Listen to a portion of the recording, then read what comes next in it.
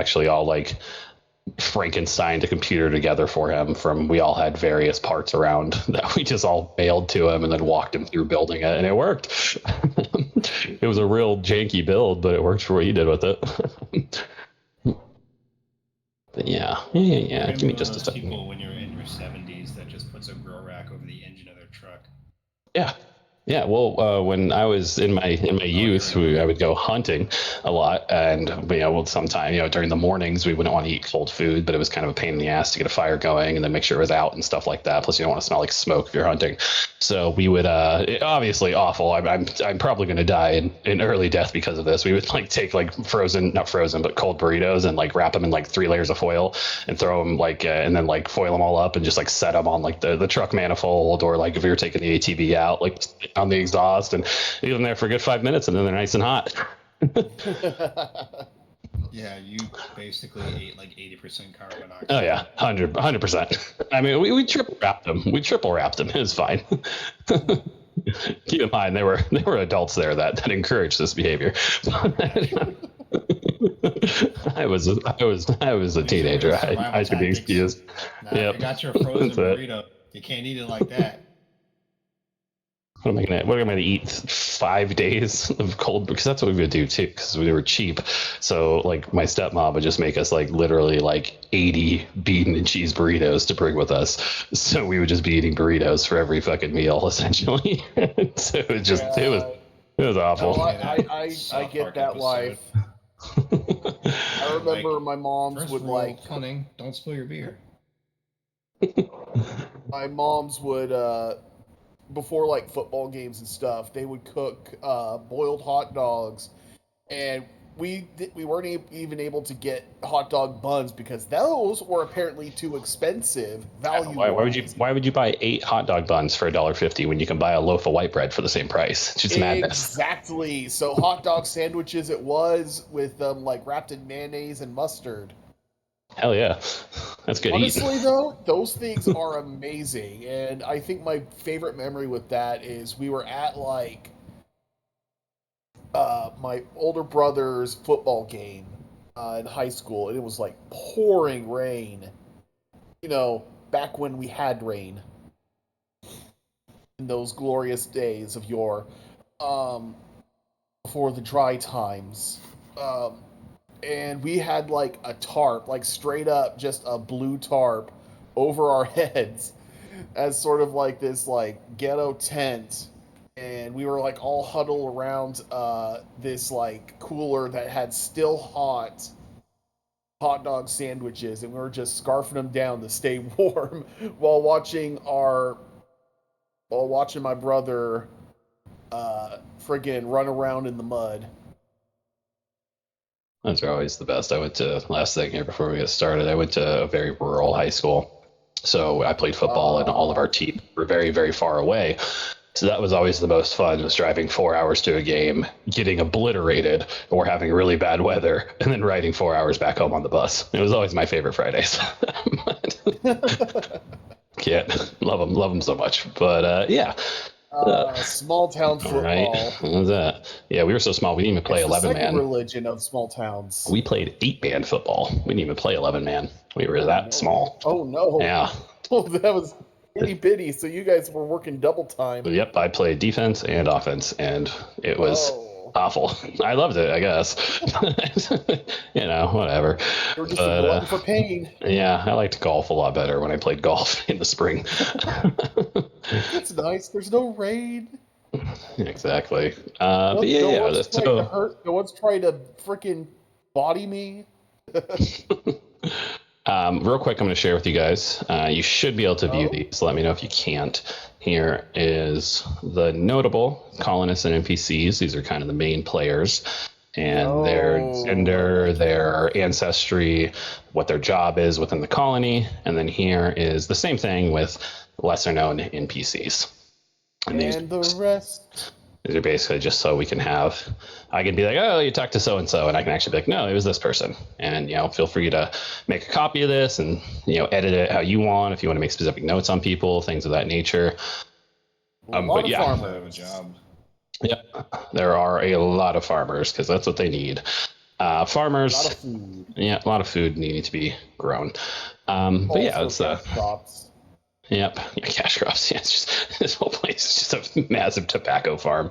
Oh no. My name's Oh. Philip Morris. I come here with a dream and a dollar. I'm going to sell cigarettes that are smooth in taste.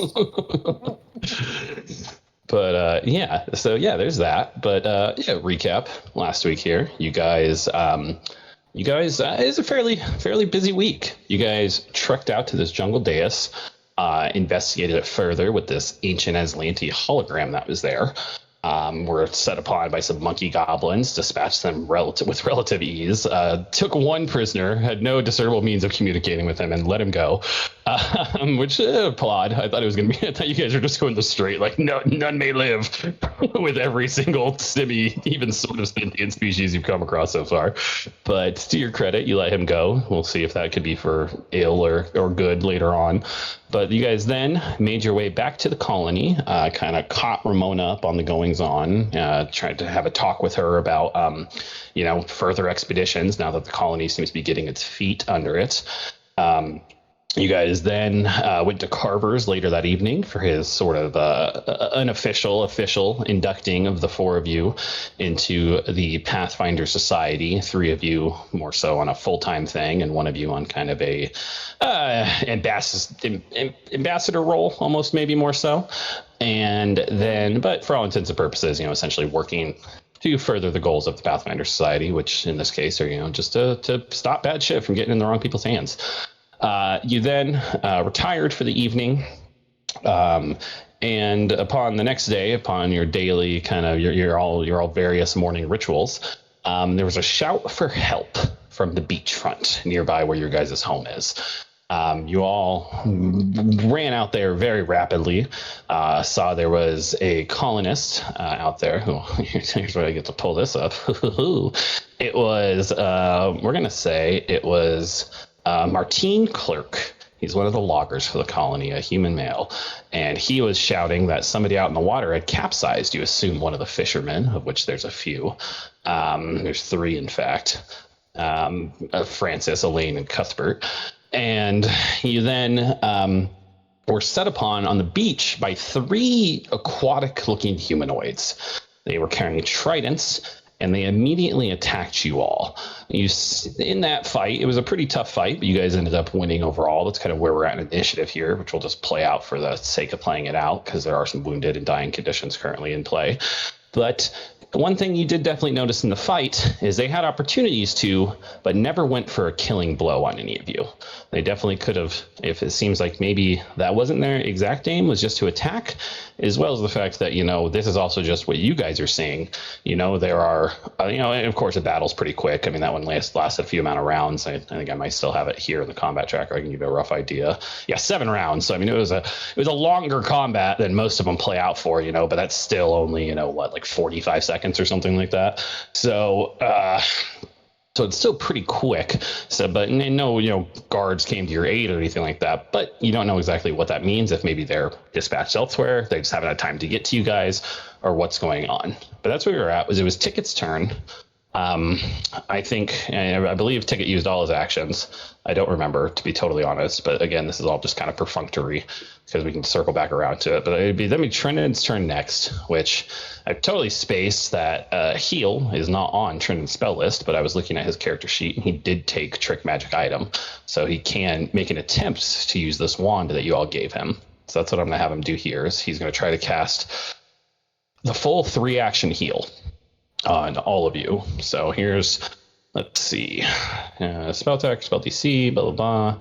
And this would be using his, the relevant tradition. So in this case, he's going to need to either make a religion or a nature check, because it's on the divine and primal spell list, not the arcane one. So I'm going to go ahead and have him roll one of those and see if he succeeds here. Nature is a +2 and religion is a +2. It's the same roll, so we're just going to go with religion. So I'm going to make a religion check here. and 4 is not going to do it. That's going to it's actually going to be a critical failure. So he's not going to be able to try that again until tomorrow. That's what happens when you try to trick a magic item. If you critically fail, you cannot use it until the following day. He broke it. Yeah, just for the day. So there's that, though. I don't believe. Yeah, okay. So that's where we're at. Henris, it would be your turn.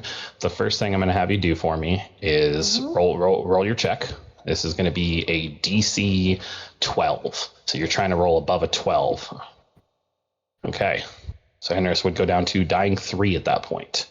But with it being the start of a new session, you do have a hero point. And if you want, you can burn it now to just straight up stabilize. Absolutely, I am burning that hero point right freaking now. One moment. No problem. I'm going to go ahead and just remove dying condition. And I'm going to give you, in this case, the wounded condition, and you would be wounded 2 since you went down once already. And this would be the second time around. So probably not going to matter much. I assume you guys are going to heal up, but we'll see. Wounded 2, you would then stabilize. You would still be unconscious, and it'd be your turn, Robert. And essentially at this point, though, I am going to take it out of initiative because that was really the only thing. Because like Robert's at 1 hit point and wounded, but there are no other combatants here that you can see. What are you? You could slap me awake or whatever you want to do. Yeah. So what? Yeah, we could just assume you're kind of coming to Henris at this point too. But you guys are. I'll just give you the hit point here. So I'm just going to like use the machete to kind of like to sort of like leverage myself up onto like a knee, and I'm like, and he clutches his his wound, and like, oh god, did we win?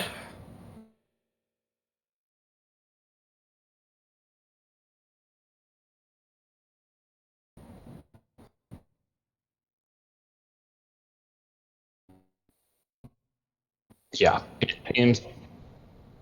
it's you see Martine the logger is on the beach still, just kind of looking aghast. He's like standing maybe like 40 yards down from you guys, so he's a good bit away from you still, but he's just looks like shaken. But you could see when you ran down to the beach before you saw these aquatic humanoids coming out of the water, you did see they're about, I don't know, maybe it's pretty far out there, probably like 300 yards. Is a capsized canoe, one of the because they're a longboat. I'm sorry, because the ship, the Peregrine, left 2 of the ship's boats with the colony, and it is currently capsized about 300 yards out into the water. But you don't seem to see any movement. You don't see any other threats or anything like that. You just see this capsized longboat.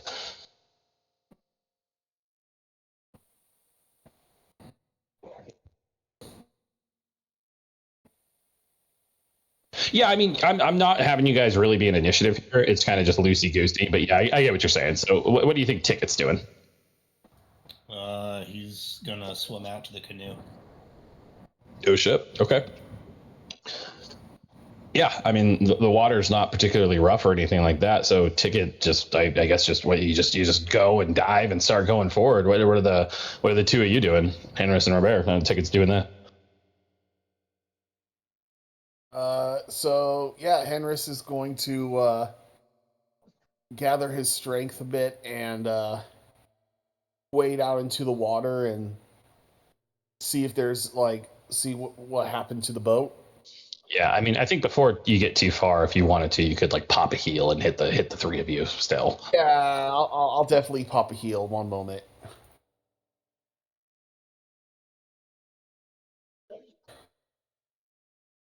Yeah, just when you thought it was safe to go in the water. Villagers potentially taking a risk.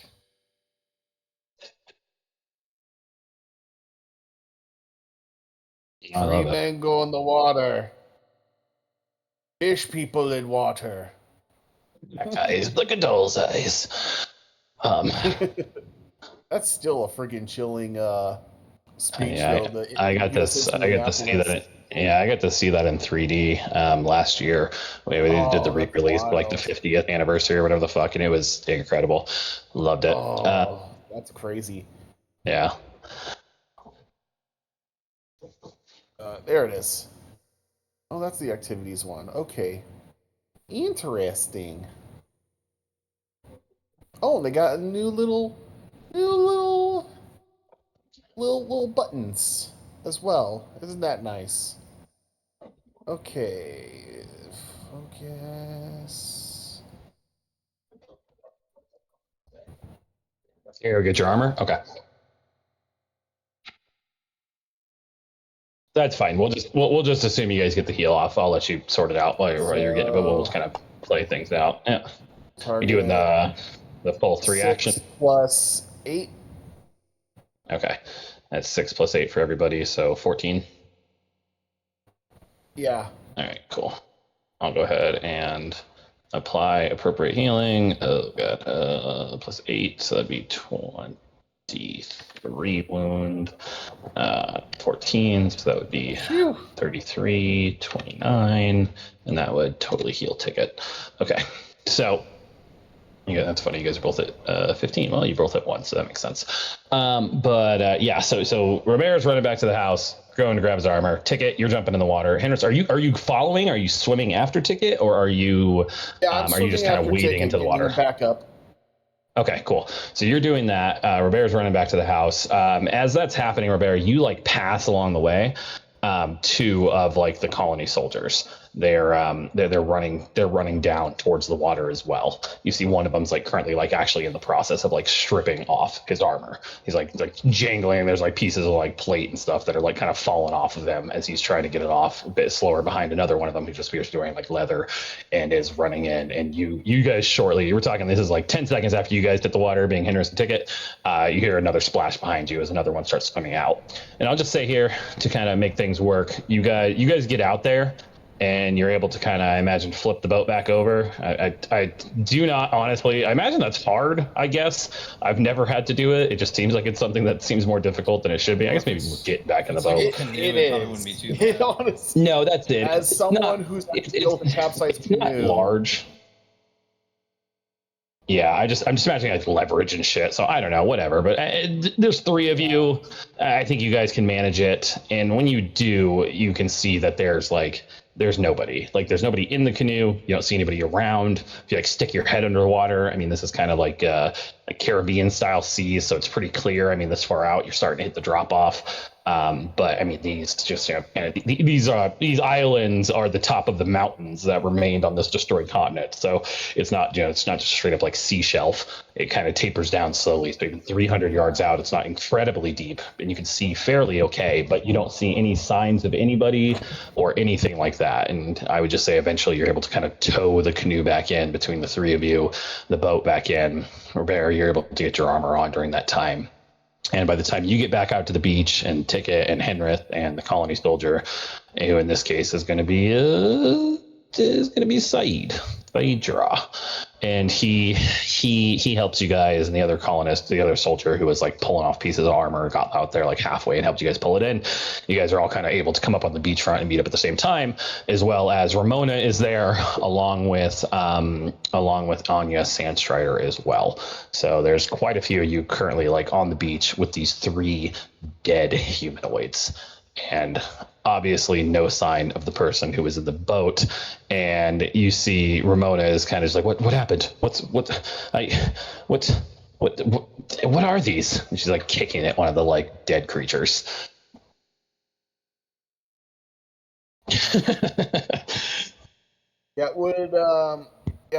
could I make like a nature check to figure out what the hell these things are? Let me see. I don't know if it's going to be nature. Let me double check.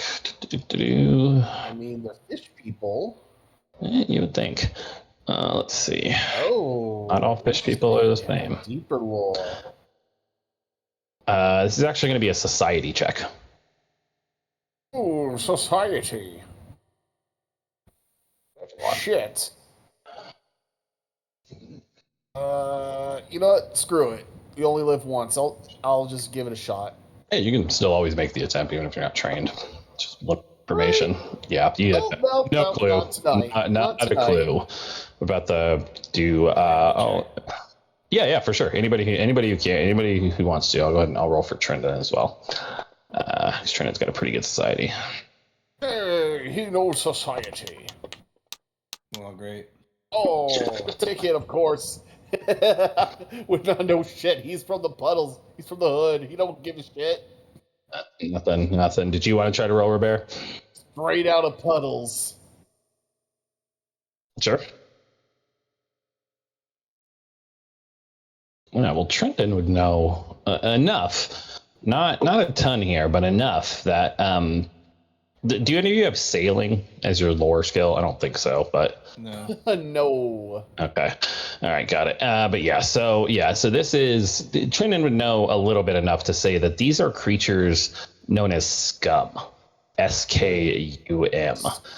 They are a nasty aquatic humanoid race that are kind of known the world over. They aren't exactly super uncommon. They're mostly kind of a solitary race as far as most people know. There's actually surprisingly little known about them. That's why they kind of just have this they seem to speak a language. They seem to be intelligent to some degree, but a lot of times they don't ever seem to be present in like large numbers. And normally they're actually generally like kind of solitary creatures. They don't normally spend a lot of time together. And in these ones, and just to kind of give you guys here another what they look like here.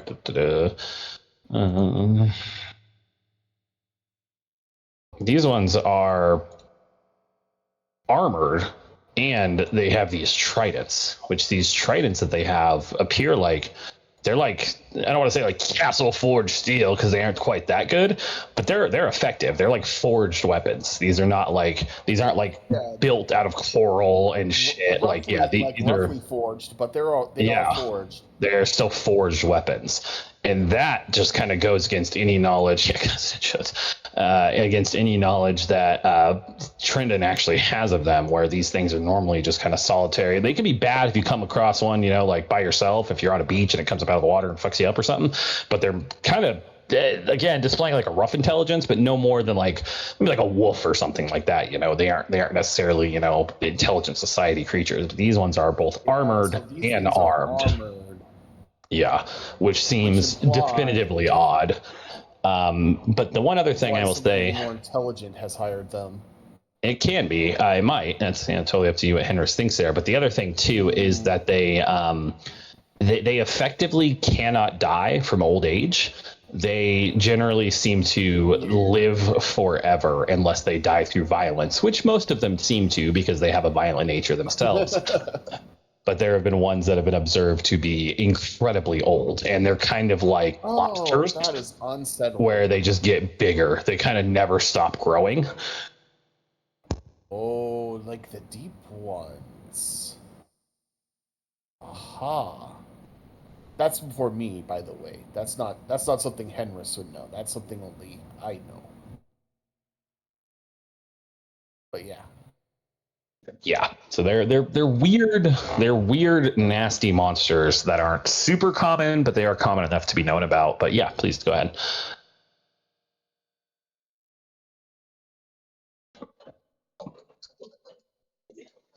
Yes, he comes like stumbling over. And he says, "Oh God, thank you. You killed those monsters."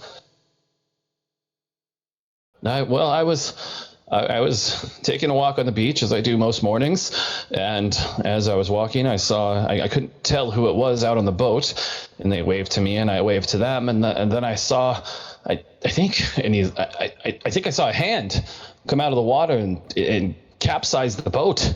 And then I yelled help because I saw that happen, and I'm not an incredibly strong swimmer, and I was worried if I went out there, it would just make things worse. And then you all came, but then those creatures came out of the surf.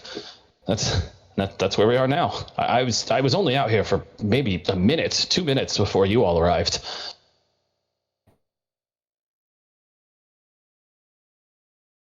It all happened so fast.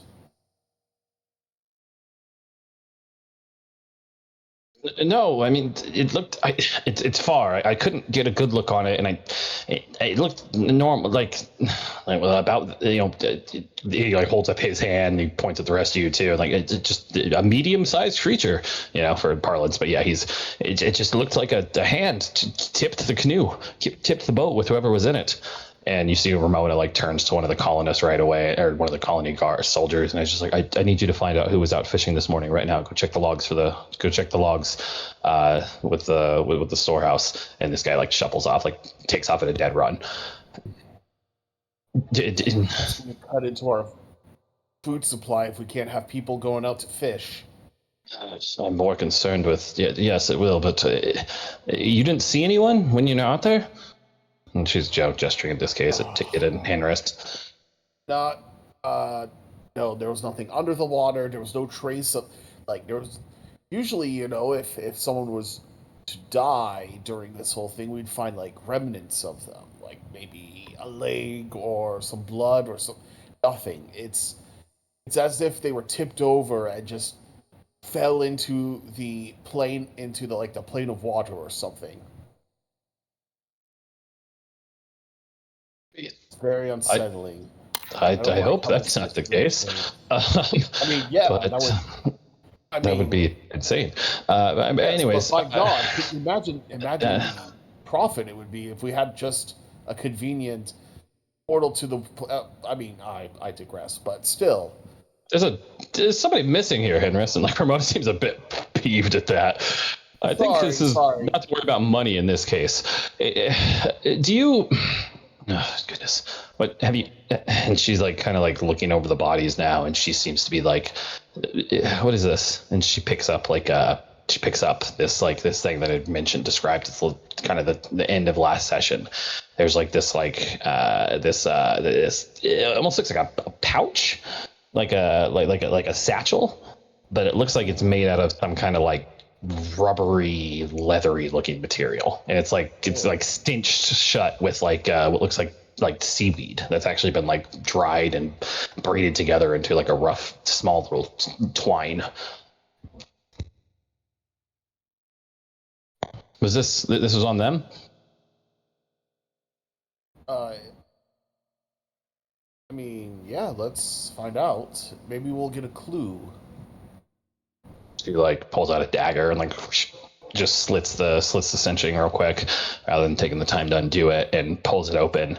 And on the inside, there's this small flat. It's about the size of a book, like a hardcover book, piece of bluish, grayish, kind of leathery material that has some symbols in it that look like they're like kind of it's not anything any of you recognize, as well as it appears like it's perhaps a map kind of, but it's hard to see. Go ahead and Tamika can roll me a nature check to try to identify what this material is first of all.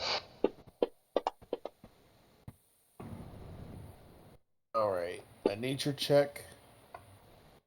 I'll give it a shot. Let's see, that's one of my specialties. Oh, almost forgot. Why won't it let me take away the -2? What's going on there? Hold on.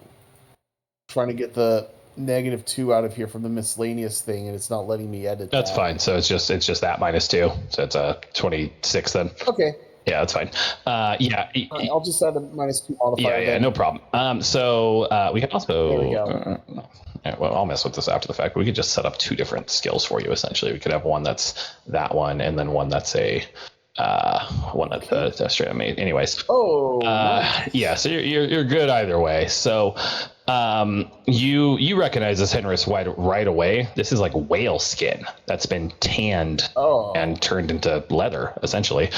But now, and you see what that is. I need. Let's see. What would this check be? Because this is one that's Pathfinder 1 check that I forgot to convert. So give me a second here. Let me look at skills. That would make sense for this. Yeah, it's fine. I just got to kind of just pick some here that would make the most sense. Yeah, I got the DC converted. I just didn't convert the actual skill. Yeah, in this case, I would take either a society or a occultism check. That sounds like, yeah. Okay, not bad.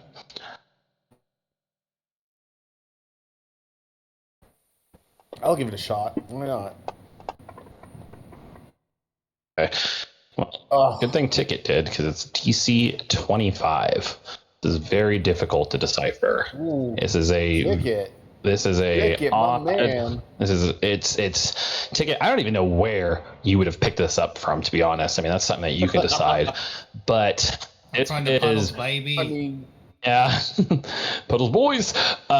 So and this is something I should have mentioned. Looking at this, all of you guys, and even touching it, like I imagine you probably handle it, Henris, to like get a better idea of what it is. It makes you it's feel really a uncomfortable. bit ill. It actually makes you feel a bit physically ill. Like the longer you look at it and the longer you touch it, there's like a revulsion and kind of like a nausea. Like nothing mechanically here. I'm not having any rolls fortitude saves or anything, but there's just like a No, but I do kind of like pleasantness I feel like to my this. gut. I feel like Yeah. there's like a whirlpool in my gut looking at this thing. But Ticket, for whatever reason, this kind of the symbols, which are kind of runic in nature, like they like swim before your eyes, and they eventually kind of coalesce, and you're able to see that there's like there's two bits on it. So there's one thing that once you're able to kind of look at it and it kind of like focuses for you, and it's really like kind of come and go. It's like changing between this off-putting runic text and like kind of, I don't know what, I guess you've seen in common or something, but or it's more so just an innate understanding rather than like the words transforming for you.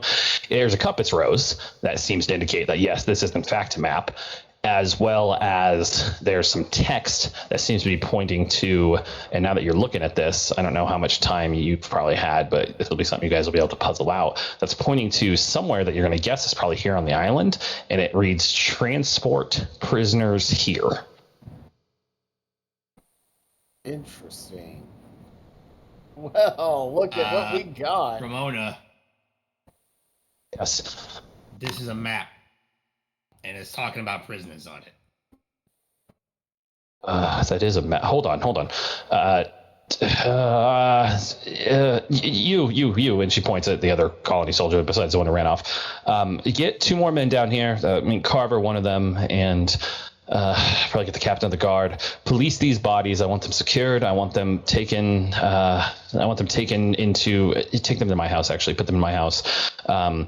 And let the townsfolk, anyone who gather, see. Let them all be making an address soon. And you four, come with me now. We're going. I want to check that. I have the original colony survey maps. I want to compare this to it and see if we can determine where this is. It just may be where the missing colonists are.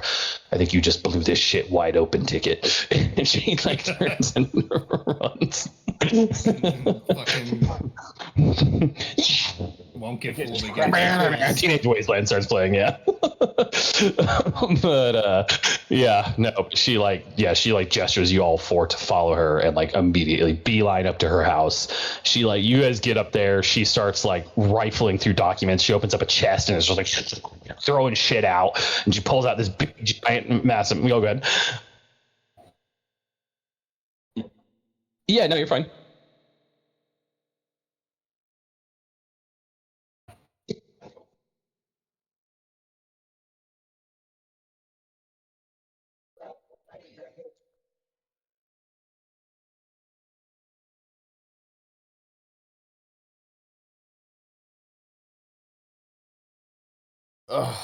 Well, I mean, obviously I've had worse. Well, yeah, you But, died. yeah. I'm fine.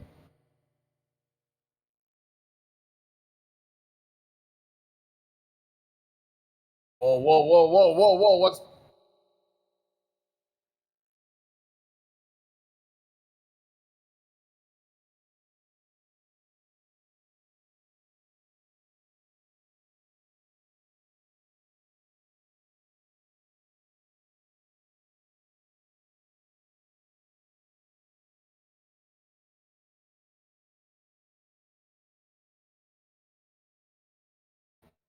What's a camera?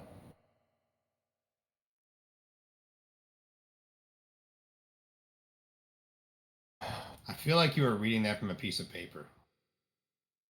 It was good. I mean, even without the camera on, there's a teleprompter there somewhere. I know that much. Go fuck yourself, San Diego. Wait. That was good. Ticket does the quiet slow clap. Mr. Reed, I don't. I have not been. I have been keeping people alive. It's just whenever I get into certain lack of health, something, some, she takes over, and I seem to take the back seat. Now, I don't know why this happens. I don't know how this happens, but rest assured, she and I are going to have a long talk about this heroism issue that she seems to be putting me into. Because I keep hearing this whole for the greater good, the needs of the many outweigh the needs of the few, etc., etc. And I think her and I need to have a long and deep conversation of the concept of self-preservation. I apologize for my actions.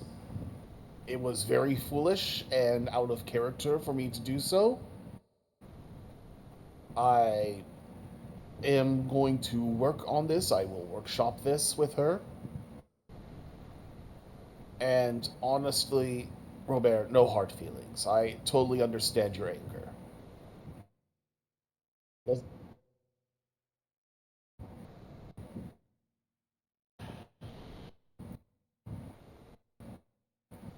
It's it's kind of easy to forget as she never really comes out until my time of need, as she calls it. Um, my time of need. That's sweet of her, but Not to interject or nothing, but you guys done fighting? Because we got people that are missing. yeah, no, Ramon, like absolutely. at that And moment too, is like, oh god. oh, go ahead. I say Ramona kind of chimes in this. Yes, I. We could argue. You two can decide your battle tactics amongst yourselves. I imagine, because I think I know where this is. And you see, she's got this big, massive, like vellum map laid out on the table, and it's the island itself and the connecting island chain. And look here, and she like has the whale skin map and this actual the original survey map from their first surveying the islands, looking for a place to set up the colony.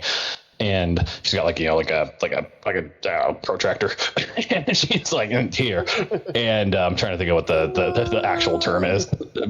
Yeah, but Got a slide ruler. yeah, slide rules. T184. But look, I made it spell boobs. No, but look at this. And she points and there's a northwestern corner. Ramona. Classic governor behavior. But no, she's here. Look, I think this is exactly where it is, and she's pointing at like a northwestern corner on the map. By my calculations, I think it's about a day's journey away. And she looks at you all, obviously still hurting, being Robert and Henris, still both pretty mortally wounded. I would like to. I would like to have you all check this. We sounds like we have a missing. There's somebody missing. I presume dead in this case. I don't know, but if there's a possible location of the missing colonists, this seems like the best and so far only lead we've actually found, and this needs to be investigated immediately, and I'm going to request the four of you do that as your role of troubleshooters for the colony. I can speak with Fathers Nerpico and Fathers Curvis, Coranth, and have them patch you up as best I can, as best they can to their abilities, but I think it's still early enough in the day. I think you could possibly reach this location before nightfall. Do you think you all are up for the task? I don't know what your, and this is me honestly asking. I don't know how many spell slots you spend in that fight, Henris. I don't know what you guys are looking at right now as far as resources. This is you guys know you can choose this. I popped 3 of them, but we definitely need to rest and recuperate and strategize on how to approach this. I got an idea. Okay, hear me out. Yes. Why don't we let them rest for a little bit, heal up? I can go out with some people and I can scout and we can find them at least, and then we'll know where they're at. This is going to be a full, as far as I can tell, this is at least going to be a full day's journey, perhaps even 2. I don't know what, we haven't actually They're not going explored to that be any part of the good to any colony. of us if they keel over and die. No. I understand. I'm saying sending you ticket. I don't. This is a direct assault on the colony. I don't know how many people I can spare to send with you. If you understand what I'm saying, I could possibly spare Sure. one. Maybe one of our trackers. Maybe Anya herself. We're okay on our food supplies for the time being. But sending just the 2 of you is a concern. What if you come across more of these creatures? Or we obviously know the island itself is dangerous. So I don't know if sending just the 2 of you is going to accomplish anything than perhaps getting the 2 of you killed. That was a fight. That if they were able to take, there were 100 colonists here. Yes. What we need to do for the safety of the colony and the safety of everyone is we need to emergency lockdown, set a quarantine, set a curfew. Nobody is to leave their homes at night, and nobody is to approach the shore until we get this solved. We need to break into the emergency rations in the storeroom, so be it. It's going to be uncomfortable. It's going to suck, but we will be alive, and we will know where we are. I'm less worried about the people in the village and more worried about the people that are missing.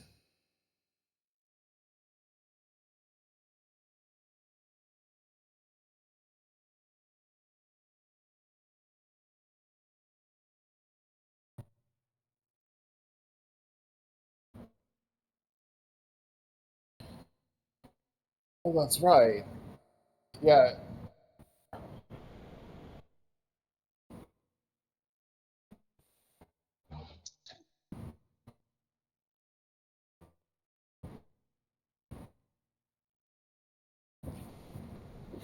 Indeed. That's a great idea. If that's what you guys want to do, that's sometimes fine. I forget I'm not the only cleric here. No, I think. If you guys want to do, that's fine. I don't want either one of you guys to fucking keel over and die while we're out there. You know what I mean? No, understandable.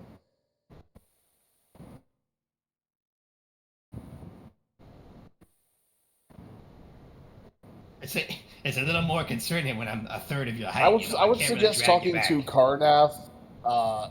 He's not going to try to charge us for the service. Sorry. You guys have been healed by the both of them at this point. Like he's following like Abadar, the priest. The other one is a priest Abadar. He's following like rules, but they're like all of you guys are technically on the Bountiful Venture Company and the Andorran government's payroll. So it's like he's being compensated in other ways. So yeah, he's being compensated for his services here on the island. Yeah, exactly. So. Yeah, so they're happy to do that, and Ramona agrees. And essentially, if while you guys are discussing this, there's a knock, and she come in, and there's the guard that she sent off to go check the boat logs to see who was out fishing this morning, and then there's 5 others, or I'm sorry, basically all the colony soldiers are here, and they have the bodies of these scum, and she advises to bring them in, and they kind of lay them down on her floor, as well as he lets her know that there was in fact one of the fishermen was out working that day. It was Cuthbert Seville. And that there's been no sign. He's out of the village. He was the one out fishing, and there's been no other sign of him since then. And she kind of looks over, and they brought the tridents with them as well, which these are actual tridents. If you guys want to use them, I'm actually gonna.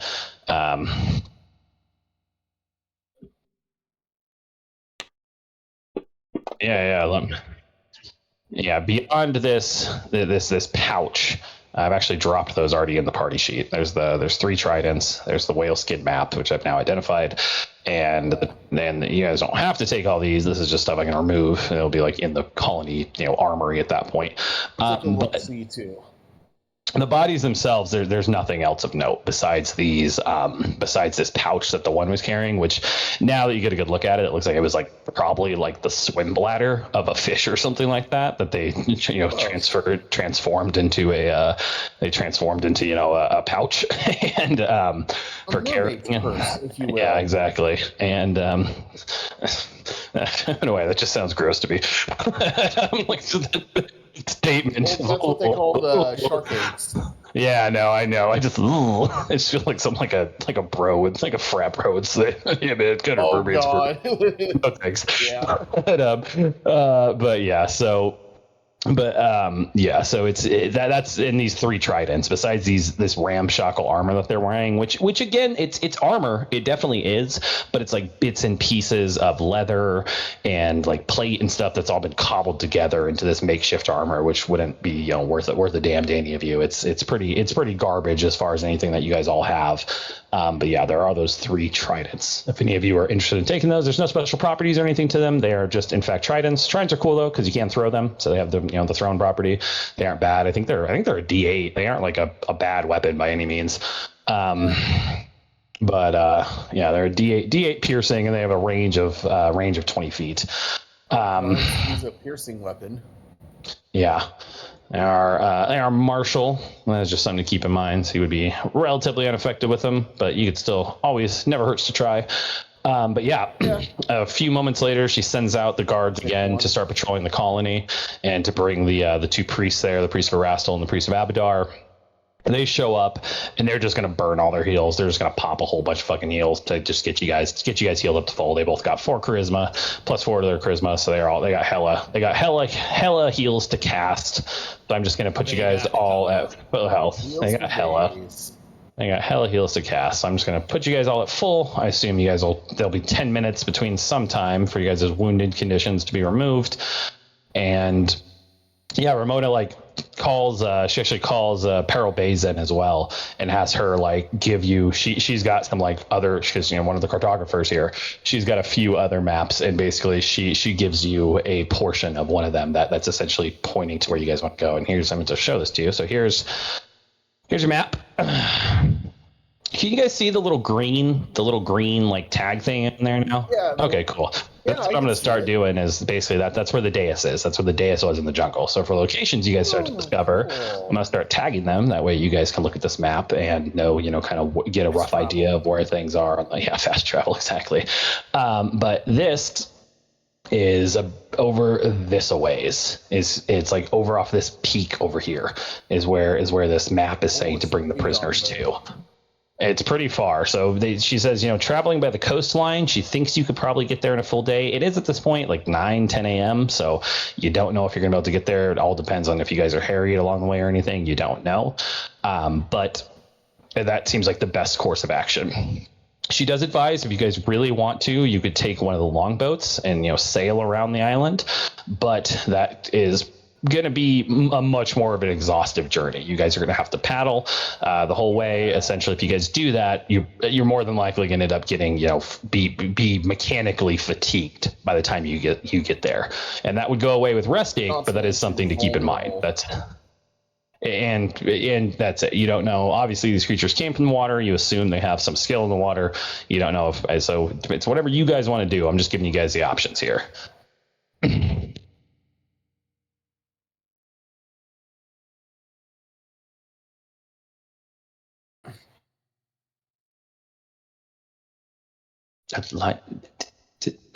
No, but I could I could give you, what do you there are of course some emergency stores that we do keep. How are you guys currently, what are you looking to get? Are you just looking for healing supplies, or what are you looking to procure? Yes, yeah, I do have a document here. Let me open it up. All this shit chugs. All right, there we go. And we're gonna roll a dice here. Oh, lucky for you guys. Got a 6. So she has 3 lesser healing potions she can provide to you guys, which are a 2d8 plus 5 hit points. So those are very good, level 3 items. As well as there are 3 minor. Keep in mind though, this will be exhausting the colony stores of essentially emergency potions. So you guys can take these. So I don't know how many you want to take. I don't know. That's just something to keep in mind for the future as well. I can make a few elixirs of life, so don't forget.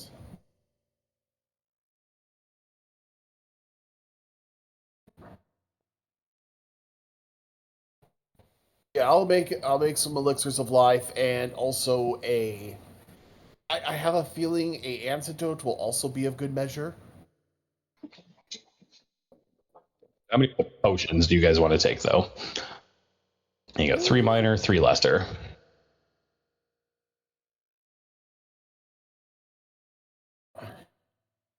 Yeah. So the lesser, you want to take one of the 3 lessers? Because those are the bigger ones. Yeah, it's lesser is the 2d8 plus 5. Minor is just 1d8. Okay, I will drop that in. That is now dropped in the party sheet. And are you guys going to take any of the minors? No, we're keeping Okay. the colony will need those more than we do. I can make those in my sleep, essentially. Sure. Okay, well, she hands that over, and that's now in the party sheet. So whoever wants to take that, and then Granted, they have like an expiration date of 1 day, but I could. yeah, still works. No, you can take it.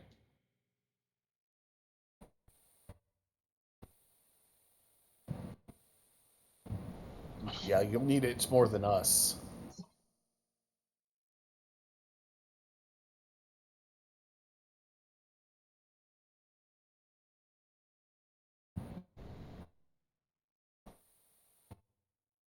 Oh, okay.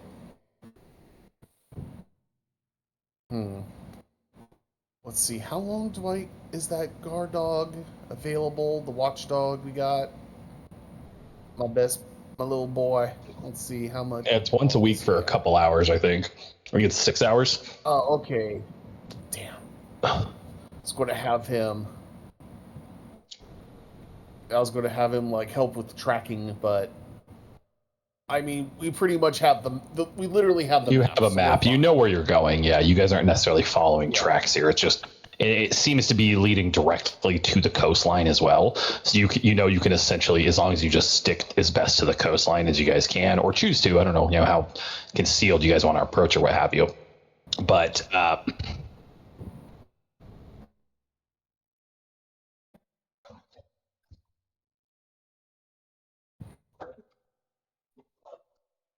sure.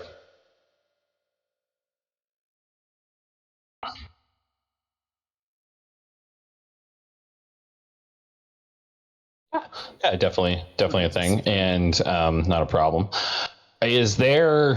I guess I will ask then. Is there anything you want to leave behind? Because yeah, you were right at that bulk almost at 10.8. So is there anything you guys are want to leave behind, like, and not bring with you? Yeah. I don't know if this is like a Legolas and Aragorn and Gimli just running across fucking Rohan after the hobbits, or For those bitch, for long distance running.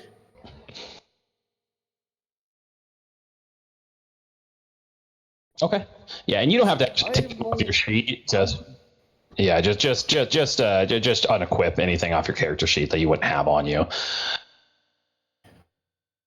Yeah, I pretty much like. What should I sell those caltrops? Those will be helpful. Yeah, I pretty much have. I've already packed light as it is, and by the looks of it, I'm only at 3.3 bulk, so I'll be okay.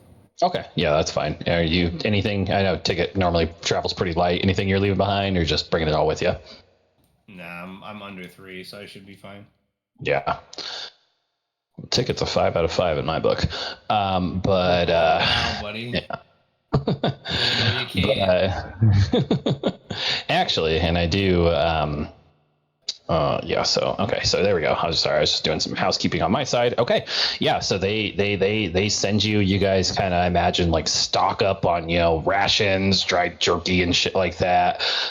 Just kind of getting ready. Anya actually comes in at one point, and she basically just states that she did a quick search of the longboat. She kind of swam out there to where it was found and didn't see any sign or anything either. And you would know that she's a pretty good tracker. So there doesn't appear to be any sign. She says she's going to start ranging out though and start seeing if she assumes if I assume you catch her up on the prisoner thing, that they aren't going to be transporting this person entirely by water. They're probably going to bring them ashore at some point if they did take this fisherman prisoner, and just kind of start raging out away from the village towards towards the direction of the tower of the place where where on the map where it's saying to take the prisoners, and we'll report back in. But obviously you're going to be here to hear that. So, anyways, so that's it. They kind of without a whole lot of fanfare, and you see actually some people are starting to gather. And Ramona, I'm just going to have to address the folk, but I think you all need to get heading out right away, and we'll. I will. She kind of, if you aren't back in, let's say 2 days there. Just wait longer. Yeah, yeah. So 2 days there, 2 days back. If we don't hear from you in 6 days' time, I will send somebody after you, but let's hope that's not necessary. If you can, leave sign along the way, maybe a tie, marks in the trees, things of that nature. And Rice from Tenchu. Yeah, I don't remember who had it, but yeah, whichever of you have it, they, what's his nuts? Carver gave you guys the Pathfinder hobo code book, and that's something you guys could essentially do as well, is kind of leave sign that way if you wanted to, carve into the trees or something like that. But yeah, just that way they can track you guy back if necessary. But Ramona obviously already seems mind a million different places, thinking about how she's going to address the colonists at this point. This is just another unfortunate tragedy that has now befallen the colony, and it's 2 weeks. This is to this day. You guys started on the 16th. Today is the today is the 29th of Gozarin. So you guys are basically 2 weeks into, and this has been a shit show from top to bottom. And it finally seemed like things were getting better, and then this happened. So she is. Yeah, she is definitely has a lot of worries on her plate. I have to take care of this now. I wish you all best of luck, and hopefully we can find who's missing. And in Henris, I do hope the missing are found, and I hope your wife is amongst them. But thank you all again for this. And she actually even kind of ticket, maybe even kind of pats you on the shoulder, and it actually. When that happens, there's a slip. She normally wears long sleeves, and she actually you can see she is currently, and there's the barest amount of a tattoo comes up when she's when her sleeve rides up a little. Roll me a society check ticket.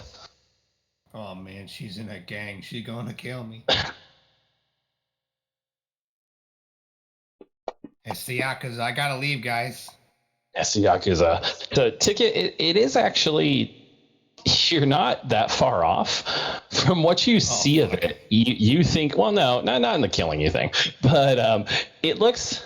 You only get a real second peek. Just it's very quick, and she kind of almost unconsciously pulls her arm back and kind of rolls her sleeve down.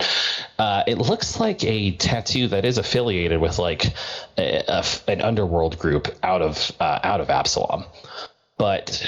She said, well, I must go take care of this, and best of luck. I look forward to hearing from you all, hopefully less than a week's time. But I promise I'll do my best to make sure the colony is still here when you get back. And she kind of goes out and leaves you four in her home for the time being. And there's just the four of you in here. Yeah, I gotta use the bathroom. I'll be right back. No, you guys can go ahead. I'll catch up with you then. How about that? The scout's going to catch up with us. It's okay. I can run faster. Don't worry. Fair enough.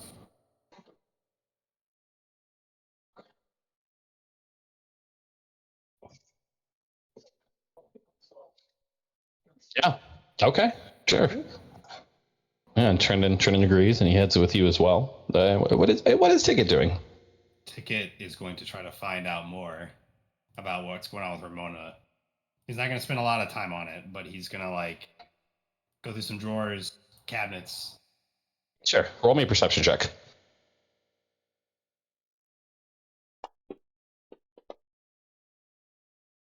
That dice just stayed at a 19 all the way across the I box. was really excited about that one. Yeah.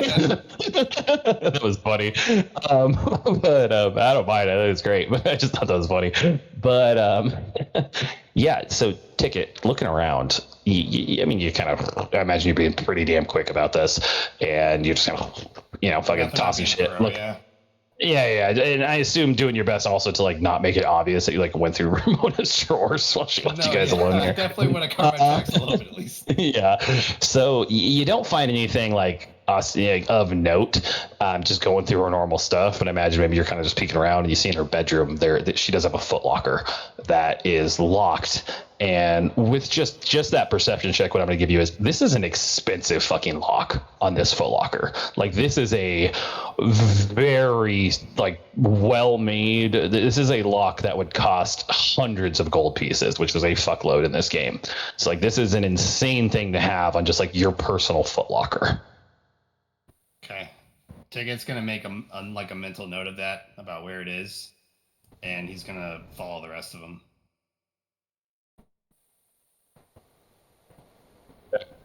Yeah. So it doesn't take too long. I'm going to say maybe you spend like 5 minutes in total, and but you're able to catch up with the rest of them, and yeah, you guys start going, and it's again, you guys are just kind of real quick, just a bit. Here you go. Show the map one more time. So you guys are going to here roughly. So you guys, I imagine you head west towards the coast. I mean, you guys are already on the coast, so you're able to just start kind of heading this way along the cove that Talmandor's bounty is kind of centered on. You come up this way, and for actually all four of you, this is a journey you've already halfway made once. Here is where you guys met back up with the colony ship back when you guys first investigated Talmandor's bounty. This is where we met Ticket, actually. Yeah, it was actually like this area of beach, like over here. Like Ticket, do you like swing by the old hovel, like see if it's still standing? Yeah.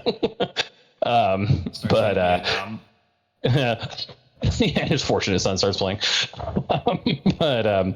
Yeah, so you guys keep heading though, and you keep heading north, and it's around 10.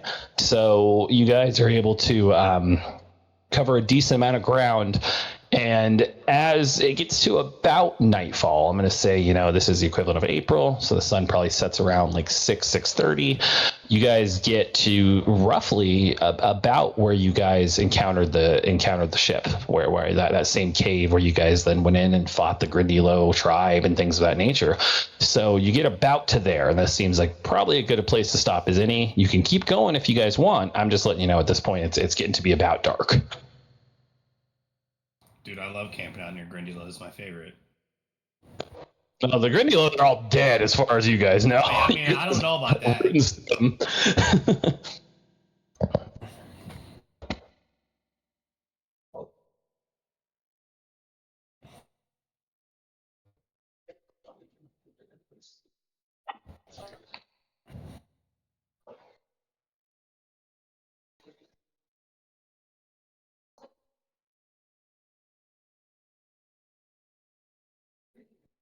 Sounds like a good idea. As long as we know where... Sorry. Gotta get back into character. As long as we know where we're at, it's fine. Just gotta make sure that we cover our tracks when we're leaving, too, just in case there's anybody else that's around the area. Yeah. Pack it in, pack it out. And yeah, so you guys go for another hour or so, just kind of roughly more into the interior of the island. And I assume then, you make camp. What's camp look like in this case? Are you guys making a fire? It's not cold or anything. Like it's still hot. That's the other thing. It's hot as shit. Like today's not so bad as it has been. It's probably like 89, 90, and it's not particularly humid today. There was a storm the day before, so it's not too bad. And it looks like you guys might get a light drizzle, but nothing insane. But it's so in the night's only going to drop down to maybe like 75, 80. So it's not particularly cold or anything. But what do you guys do? What does camp look like in this case? This is the first time you guys are actually like roughing it outside, because the last time you guys kind of rested outside of the colony, quote unquote, you guys were in Talmandor's bounty. So yeah. What does the camp situation look like here? So Henris has set up an alarm. Like he's set up the alarm spell. Just imagine just hammering in a fucking like sign in front of the camp, like protected by ADT. Spell components is one I just cardboard set up spine. like I just put up a door and have like a little ring camera in front of it. Like there. Now no one can approach us. No. So yeah, he sets up like an Abadar blessed um an Abadar Alarm blessed spell. alarm, praying, may The this alarm be sound a is just a beacon of cash register civilization in sound. the wilderness. um and yeah, he starts unpacking some of like the rations for us to like pretty much nibble on. It's nothing crazy, like jerky and hardtack, some like water. It's nothing crazy. Maybe some like dried fruit from like local island plants. Yeah, not a problem. So you're able to do that. What is Robert doing? I say you rolled a check for me there. What are you trying to do with that?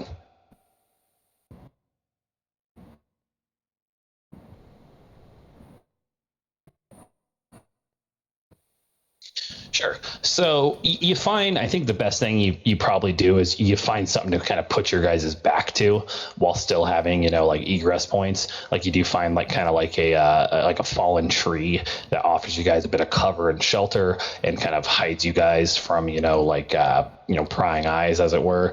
But it's still able to where you guys are able to move around. I think you do a fair job of it with, as much as you can, making, a makeshift camp defensible. So I think you do a fair job of that. And then what is Ticket doing?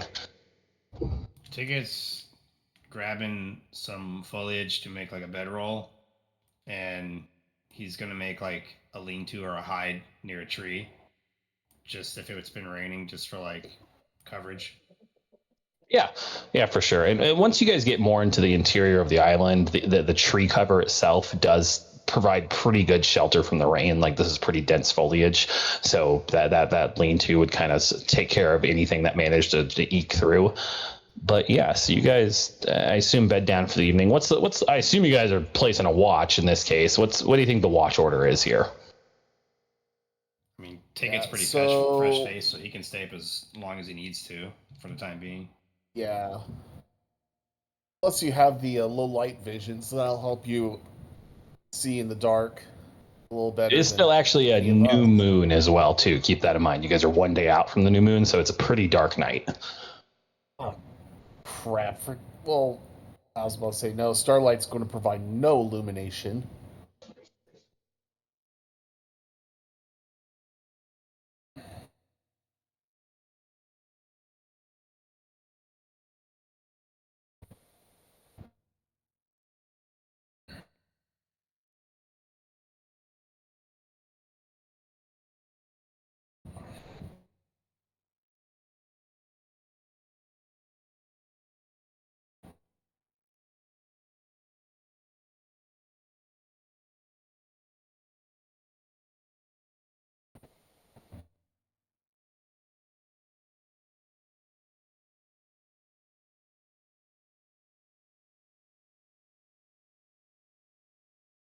Oh no, no objection at all. This seems very reasonable.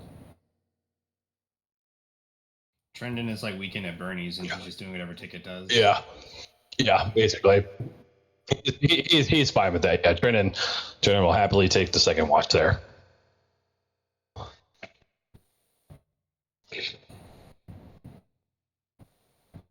Yeah, I'm sure. But yeah, so let's take a quick fiber here, and then we'll hop back into All it. right. Sounds good. Sick. Sounds Be back good. in a minute. All right.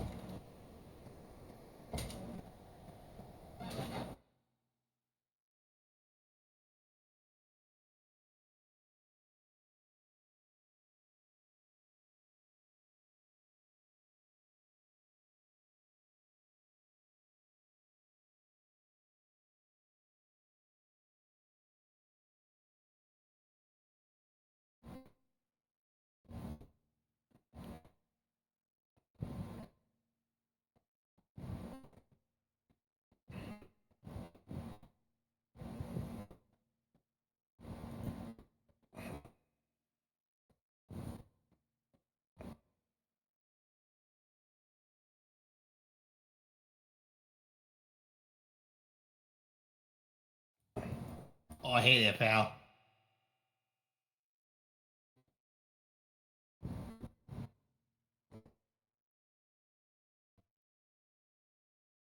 It's a big gingy boy.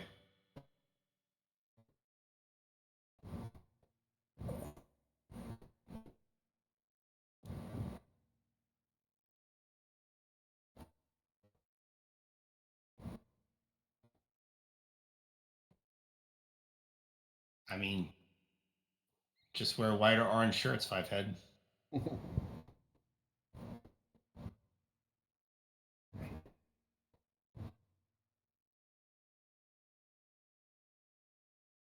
Your eyes are always beautiful. I will not take this slander.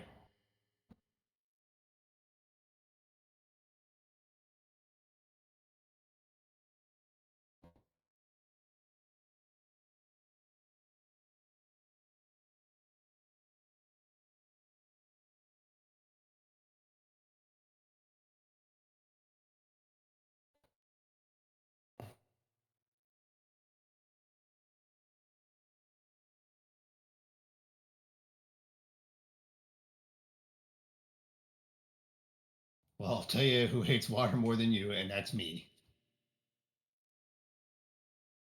I can't sneak, can barely attack.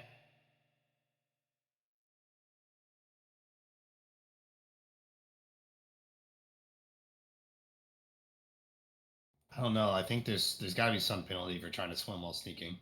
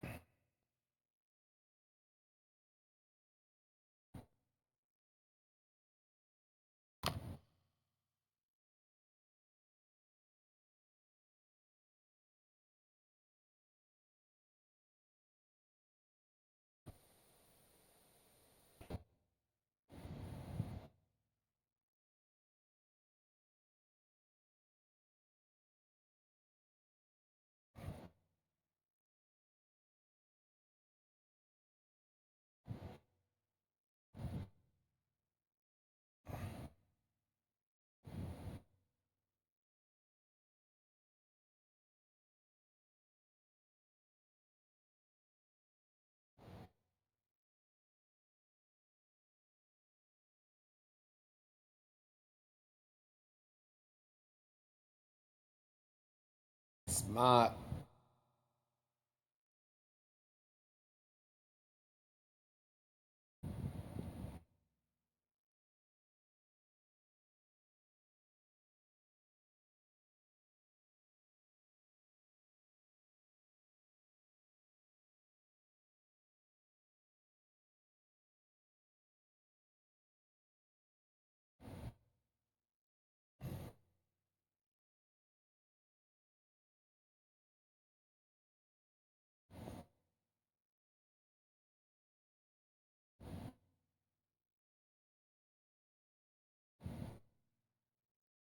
Ready. I am back.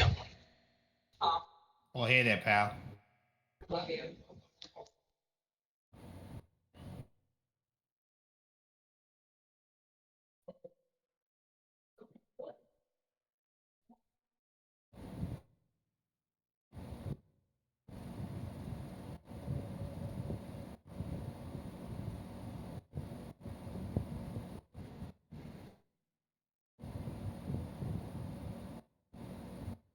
Henry, you back? I am back. Cool. All right, so you guys, you guys rest for the night. It passes relatively uneventfully for the first couple hours at least. I'll roll some dice on my side, and Ticket, you do your shift. Trendon does his shift. And you guys rest for the night. Who's taking second? Or I'm sorry, who's taking third? Who's taking fourth? Is it going Robert Henris or Henris Robert?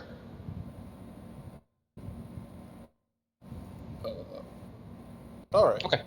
So Robert, on your watch duty, I assume are you guys aren't like keeping a fire going, are you? I think we should. Sure. Okay. So you guys are keeping a small fire going. So around, I'm gonna guess this is probably let's just say you guys are doing 3-hour shifts each. this would be, around 1ish, 2 o'clock in the morning. Robert, you hear like a creaking, kind of way out. It doesn't sound like it's anywhere close to you, but you can hear trees kind of moving is what it sounds like. And it sounds like, something larger moving throughout the trees. There's no wind or anything at this moment. It's a pretty still night. The rain kind of came and went, and it was just a very light drizzle. And now the clouds have kind of cleared, and it's a relatively clear night. Again, there's just the barest sliver of a moon, and you can see the stars incredibly clearly. And thank you. You hear this, and after a moment, it stops, but then it gets incredibly loud. Again, sounds pretty far out, but it's very loud for how far out it sounds. And you hear like what sounds like trees falling or being, at least broken apart. Maybe you can't really tell. It's a very, it's a very strange sound. I will say. I don't know what Robert's outdoorsman activities were when he was still living in, Andoran. But and then with that, you start to hear almost like a crackling sound, which is something you would probably associate with Trindon's electric arc spell. Actually, it sounds like kind of similar to when that happens, or it's this kind of crackling that seems to just be coming from out there in the darkness. And you're looking, and you don't see anything, but you can just hear this, and it seems to be getting progressively closer while still sounding relatively far away. And then you can hear almost what sounds like metal clinking together, ting, ting, ting, ting, ting, ting, ting, ting, ting, ting, coming from pretty far out. But then as it gets closer, and again, you don't really see anything, it just stops altogether, and then it's just dead silent. And 30 minutes pass, 45 minutes pass, an hour passes, the next hour, your full watch goes by, and there doesn't appear to be any other sounds.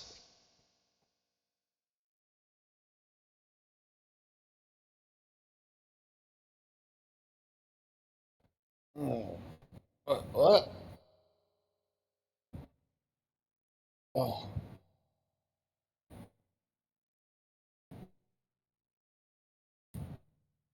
Hmm.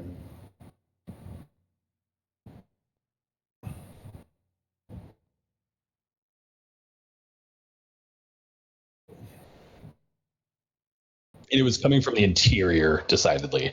It was like in like dead center, like dead center of the island is where it sounded like that stuff was coming from.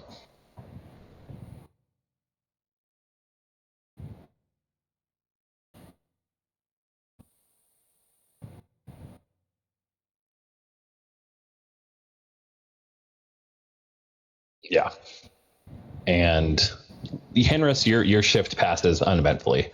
There's no sounds beyond normal sounds. At one point, you do hear what sounds like wolves howling pretty far off, though. Again, it sounds, and that's there's wolves on the island. That's interesting to know.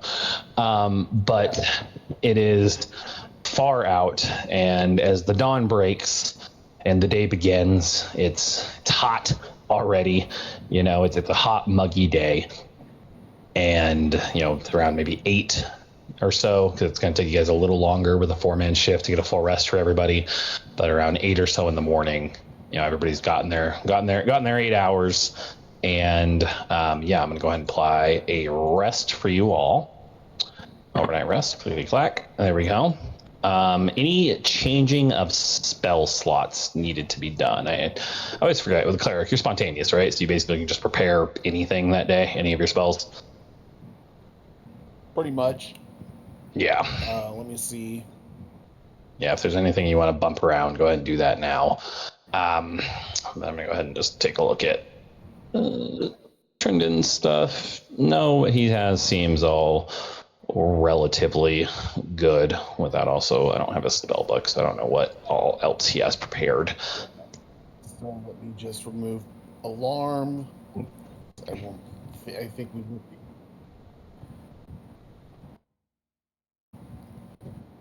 Yeah.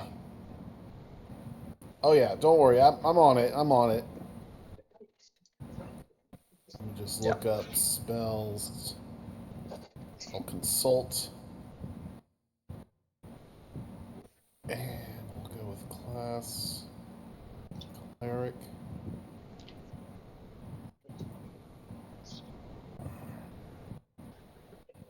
Uh, level 1.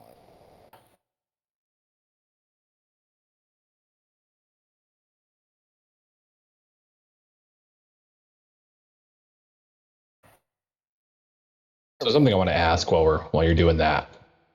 Do you guys do any sort of reconnoiter of the area around the camp before you set out in the morning, or do you guys just kind of do your best to sweep stuff up, If someone make it else look like thinking you weren't about what here? happened, he'll check. I assume you guys do. I assume once everybody's up in the morning, you recant to everybody with what you heard, Robert, unless you say otherwise. Don't hold out on me, Robert.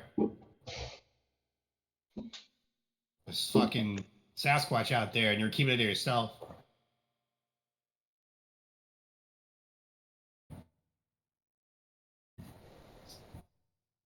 This is a Jack Link's jerky guy.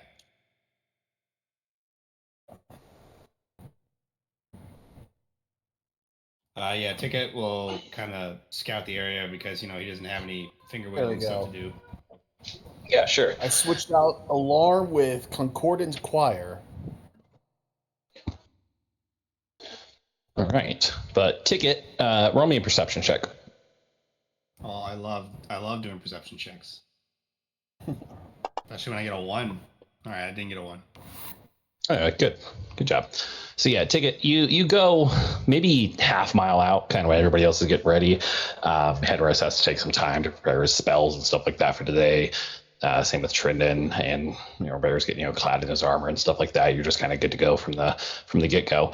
And about half mile out, you do find, and actually you guys have found this once before, these strange tracks in the ground where it looked like you guys had found this on the journey to meet up with the boat when you guys were leaving Talmendor's Bounty the first time around, in the ground that looked like a lot of little balls with like spikes that had like pushed the grass down without breaking it, and it kind of like swarmed around like they'd been like heading towards a rock and then seemed to split and go around the rock almost like water would flow.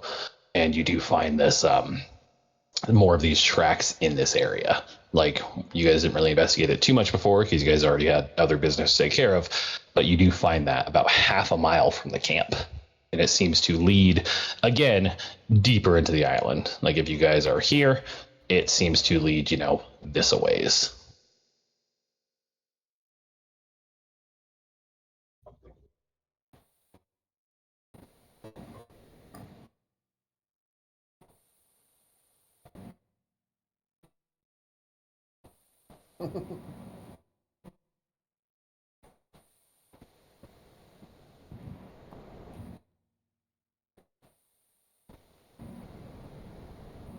Okay, I'm gonna be over here then.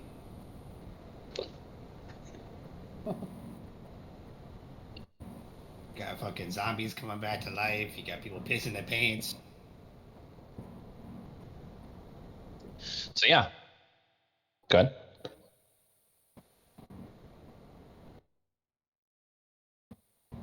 Does he have sin? No, he's a good boy. It's without sin. Oh, does he have scent? Is that what you said? No, his entire focus has no use here because he's there to help me win deception checks. Smells of an evening rain. Yeah, he's literally just been sitting on my shoulder the whole time, like, why the fuck am I here? Love it. But yeah, if you guys set out, in this muggy Gozer in the 30th morning, it is Fire Day, the equivalent of Friday, TGIF. And you guys, right? That's fun.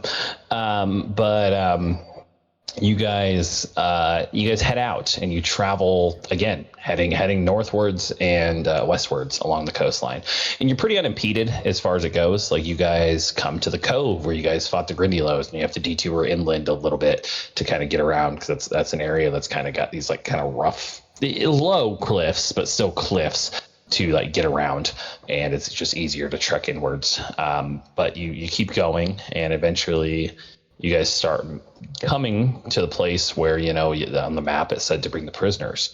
And I imagine you guys kind of go over a couple hills. It's really kind of very peaks and valley here, and around maybe 3 o'clock in the day. So you guys have been traveling for the better part of 2 days now. It's hot, it's muggy. I'm sure you guys are tired, but it is just you finally see perhaps what you were looking for in consulting the map, consulting your compasses, your wayfinders, just kind of getting to where you think you need to be.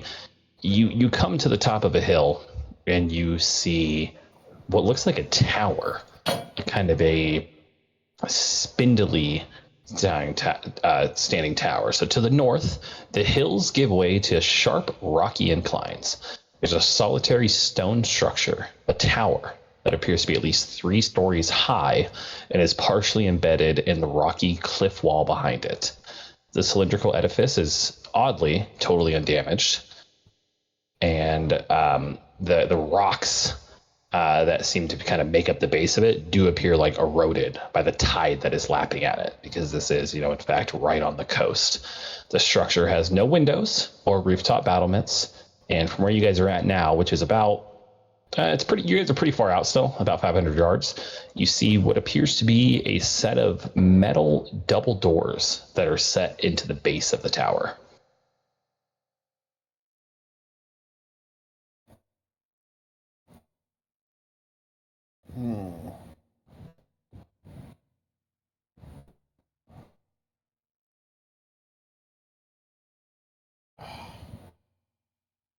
Yeah. What'd you think? Ancient Atlantis as well? I mean, the tower itself seems to be untouched by time.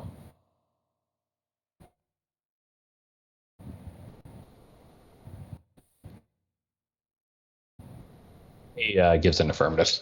I mean, yeah, and you guys would essentially, I mean, this is something that, like, for it to still be standing and be here, you assume it's probably Aslanti, as well as from where you're at, you can actually see that it looks like it was probably just the way the hills and kind of stuff are around it. If you were looking at it from the outside, if you were looking at it, you say you were in the ocean and looking inwards towards the coast, it looks like it could essentially be almost camouflaged to where it would look like a like it was just a natural rock formation.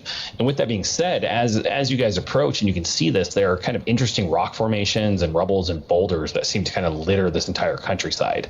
And while kind of walking through, you can see a lot of them look like they were like quarried. Like, this is an area that was worked at one point in time.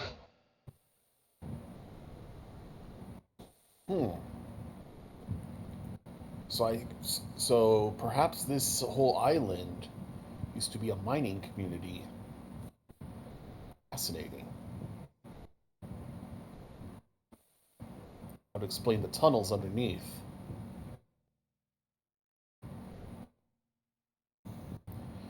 Okay, so I think it's safe to say we're not going to try to go for a frontal entrance, correct?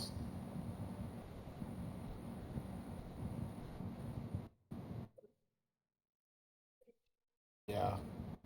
Perhaps Ticket could knock on the door and tell them that they got a special, I don't know, a singing telegram. Candygram from Mongo. How does it matter? You said there's no roof on this thing? No, there's a roof. There's just no like battlements or anything on the roof. Like, the thing is like a perfect cylinder. Okay. Like, it is just a straight up and down tube, no windows, anything like that. It is just from where you guys are right now, the only means of egress you can see are these double doors that are at the base of the tower. You guys are still about 600 yards out, though, so 1,800 feet. So you guys, if you want to get closer, you tell me. What are you guys doing? You guys have to go through a couple other kind of hills and valleys to get there, but it's not particularly like difficult terrain. It's just up and down, up and down, up and down.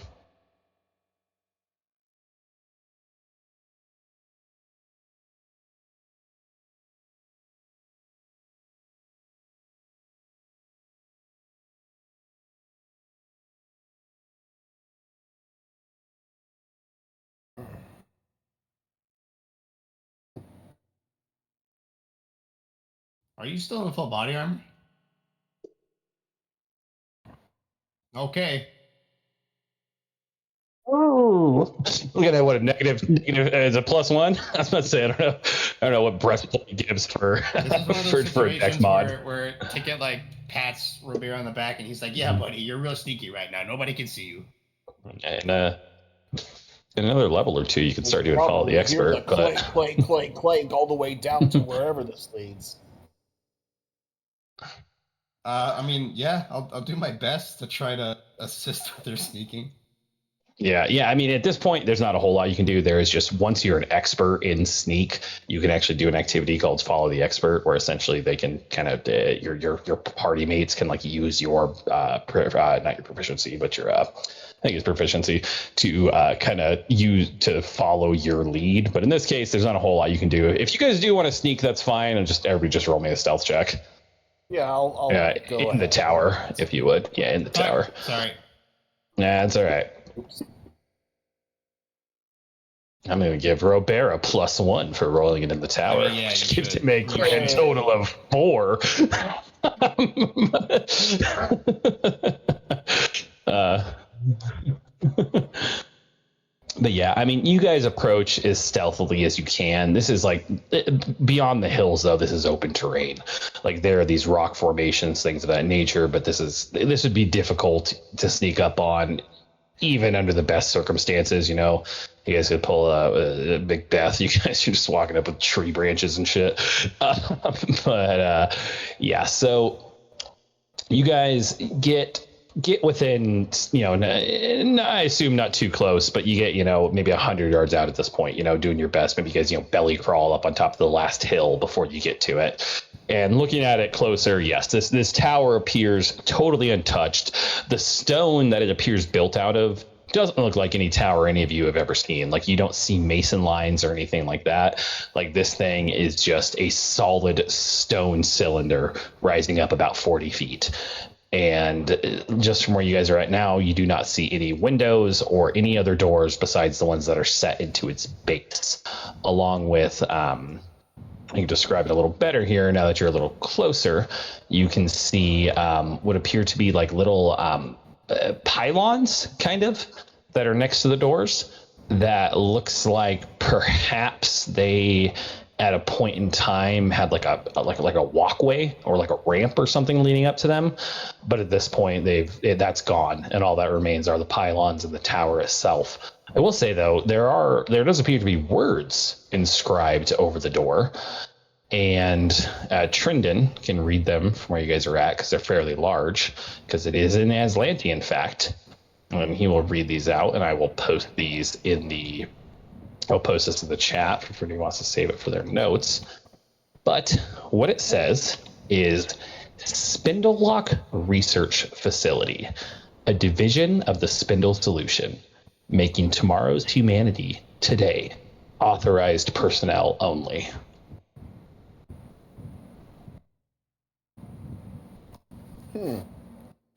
So they had industry of the corporate kind, even back then. Nothing new under the sun, it seems. How come Carver didn't come with us? Wouldn't you love to see this stuff? Yeah, because Carver's still got a job to do. He's still got a day job as a colony guard. What a fucking loser. Oh, he's gonna flip. So, and one thing I will say too, and this is something that I imagine Trinan would connect due to his kind of Aslanti knowledge, is the projection from the dais back in the jungle mentioned trusting in the Ioun imperative, and this seemingly mention of the Spindle Lock research facility. Both Ioun and Spindle Lock are different types of Aeon stones.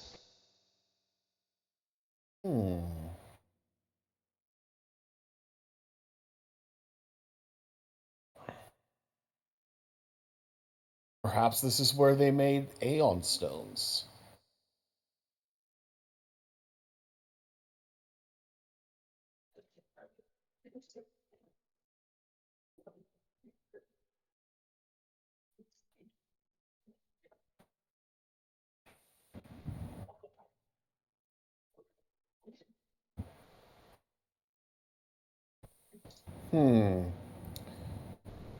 Diversion, you said. I think I might have an idea. Let's see. Not the dog. Shit, I only have a +1. Damn it. I was going to try to, like, be like, hi, have you heard the good word of Abadar?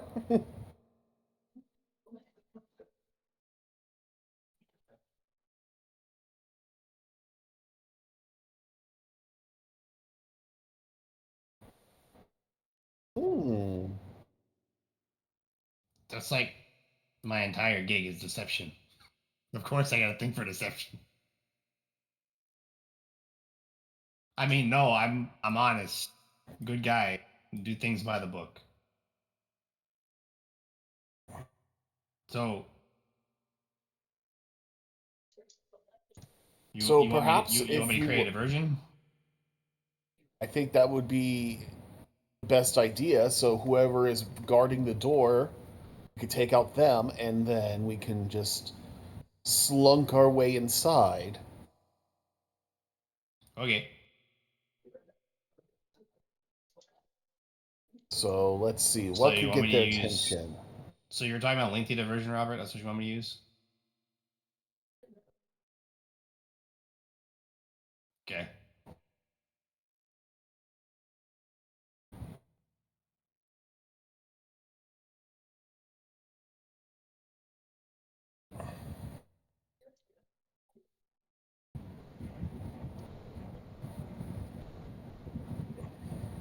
I'm willing to venture to guess there's nobody behind that door, but So I'm going to share a map with you guys. Don't assume you're this close right now. It's fine.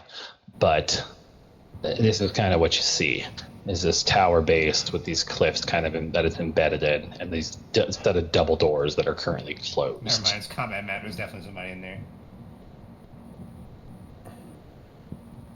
I just like maps, man. I just really like playing maps.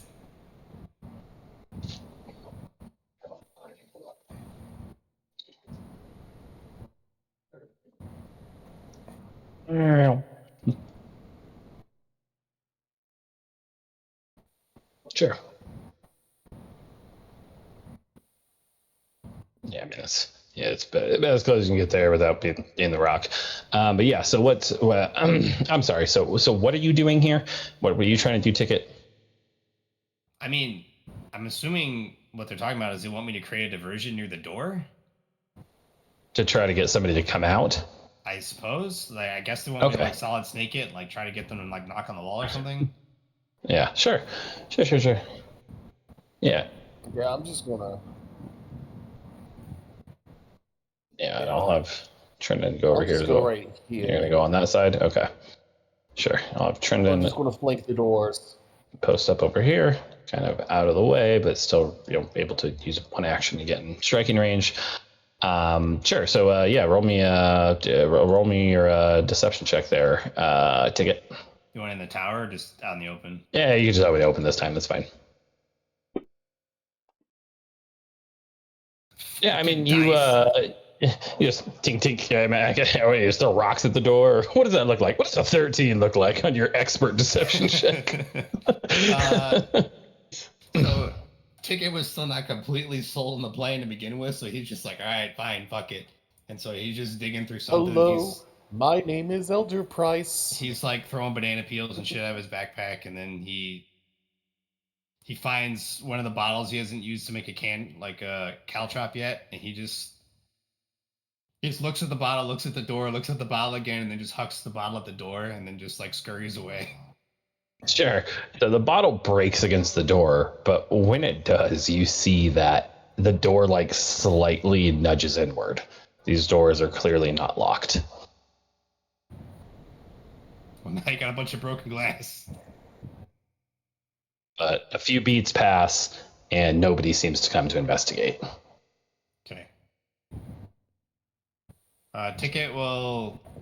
I'm gonna stealth. So I'll roll the. I mean, am I still sneaking technically, or do I need to reroll stealth? Because I like. Roll me a new one. Roll me a new one. Yeah. Yeah. Okay. So what are you trying to do? Are you trying to get up, kind of peek in the door, or? Yeah, he's just gonna basically like push the door in a little bit, and he's just gonna like try to take in the immediate surroundings. Sure, I'll push it and I'll put you up there and you can kind of see and I'll read what you see. So you see a spacious chamber that appears to have been designed to awe or impress the entrant. There's pale gray tiles that are decorated with faint, intricate geometrical designs covering the floor.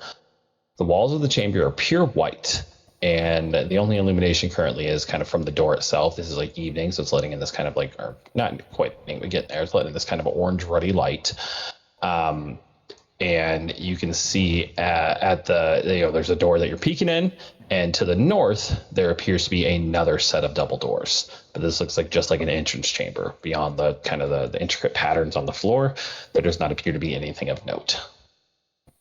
All right, well, Ticket's gonna wave everybody in, and then he's just gonna go in.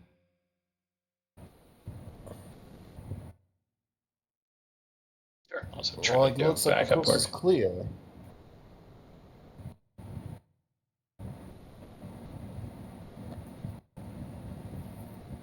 So how do you want to play this? You want me to go up to the next door and check that one too, or what do you want to do? I mean, might as well. All right, well, Ticket's gonna go up the next door then. He's gonna put his ear to it and just see if he hears anything first. Yeah, and I'll go ahead and flank one of the doors. All right. Well, so as you guys get about here, Robert seems to be leading the way in. And I'll try to take up rear guard duty. As you guys start heading in, two tridents seem to come from the walls to your east and west. They come the goddamn walls! Flying out. I'm going to determine who they get thrown at here. This is going to be just going Henrist, Robert, Ticket. The first one goes at Ticket, and the second one goes at second one. Okay, it's just really wants to hit Trinan, huh? All right, and the second one goes at Henris. So let me go ahead and get these off real quick. While I'm doing that, if you guys want to go ahead and roll for initiative, as these creatures ready in actions because you threw a bottle at the door. And somebody coming in. So give me a second here. I deserve that shit, so it's fine. All right, I got both you guys. All right, so here we go. Trident. This one is the one at Ticket. It's gonna miss, so you're good. And then here's the one at Henris, which is gonna hit. So not too bad. 5 points of damage. And then, yeah, so these creatures throw some tridents. Did I get everybody's? Yep. Oh, nice. Nat 20 on the initiative for a bear. That's great. Let me go ahead and roll for Trindon, and then I'll roll for these jabronis. Perception. Oh, not great for Trindon. Again, roll for my bad guys here. Initiative. Roll for initiatives. All right. So round one, starting at the top of the round. Robert, it is your turn. These spears apparently came from the walls. Or tridents.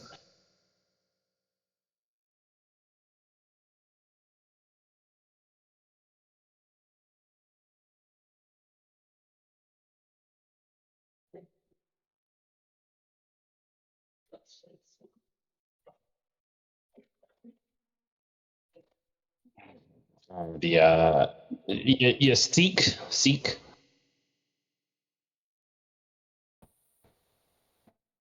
Yeah, sure. I believe it's a will save.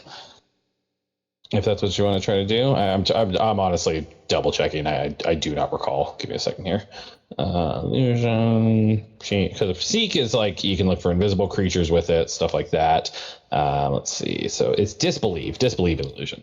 Sometimes illusions can switch that spell. This usually happens to creature. Blah blah blah. So you make perception. So compare the result of the perception check to the caster's spell DC mental illusions. Okay, yeah. So go ahead and you would make me a perception check first. Okay, and then you would make me a will save. This would be to disbelieve the illusion.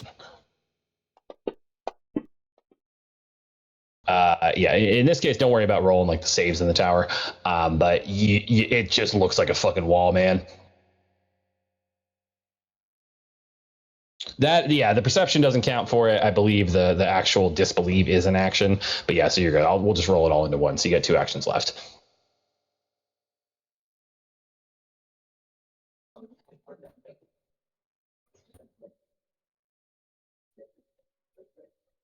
That's enough for it. Yeah.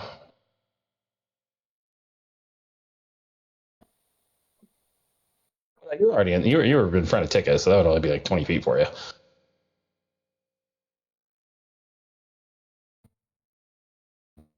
Okay.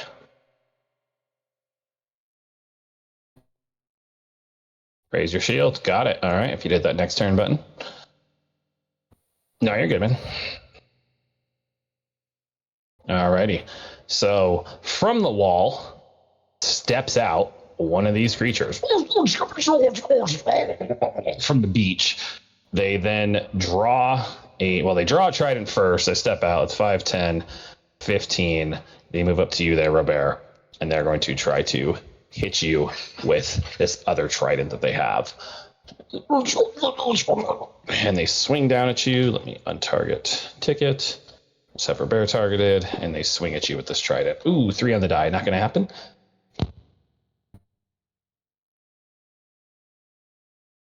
Oh, no, I'm sorry. I didn't reveal them on the map. Boop, there you go. Yeah, they step out of the wall. And you reckon them as a scum. And they miss, but that is their full turn. They had to draw a trident. They moved, and they attacked. That is it for them. It is Henris. It is your turn. Okay. So let's see. I am saving that. So I am just going to let's see. Ah, damn. Nope, he is too far for that. So I am just going to go into the middle between Ticket and Trenton. Sure, you step 5 feet. And I am going to go ahead and just target.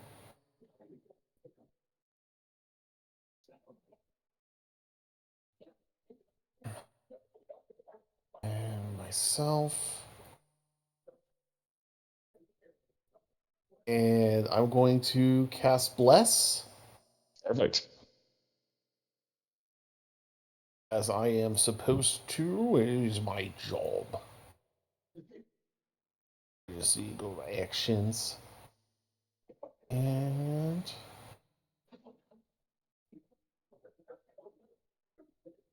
apply to current targets. There we go. Oh, oops. All right, wonderful. So many new buttons. There we go. There you go. Yep, then just hit that next turn button. Yep. And Ticket, you're up. All right, Ticket, you are up. Something to keep in mind with Blessed is the moment you move out of that square, out of the emanation, though, you are no longer affected by it, based on my reading of it. If I'm not incorrect here, I think it's only in the emanation because it's the targets. You actually no fucking idea. I think it works. Anyways, I'm not gonna worry about it. Whatever. Ticket, it's your turn. What are you doing? Okay. Ticket's gonna close on the only target that he sees, and he's gonna try to get into flanking position. Sure.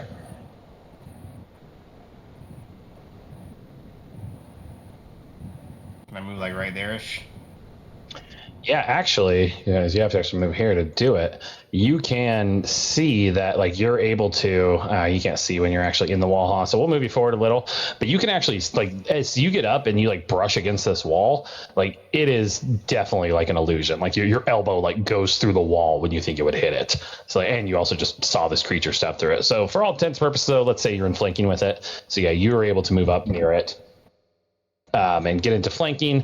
So go ahead and give yourself that +2 on your attack bonus, and you can go ahead and try to attack. All right, and yeah, He did. He's all good. Yeah. You're good, man. I appreciate you reminding me,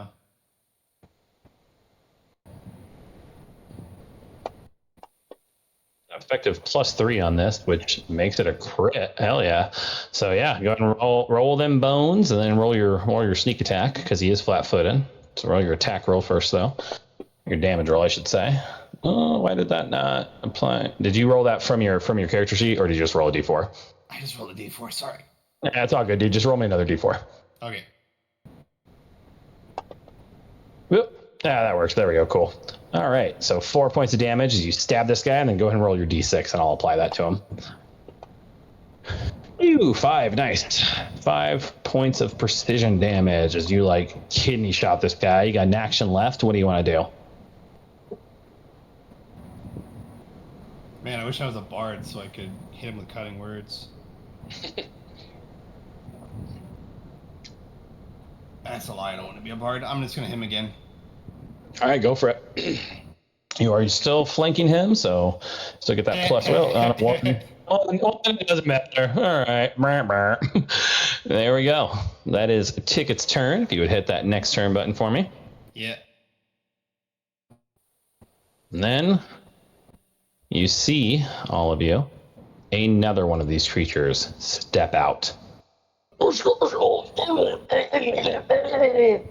And they're going to draw a trident before they step out, come out, go, what is that? It's 5 feet for them, 10, 15, 20, 25. Essentially, he's actually directly below his friend, but, we're just, the map's a little off. And this guy's going to try to attack Ticket on target Henris with his trident. Here we go.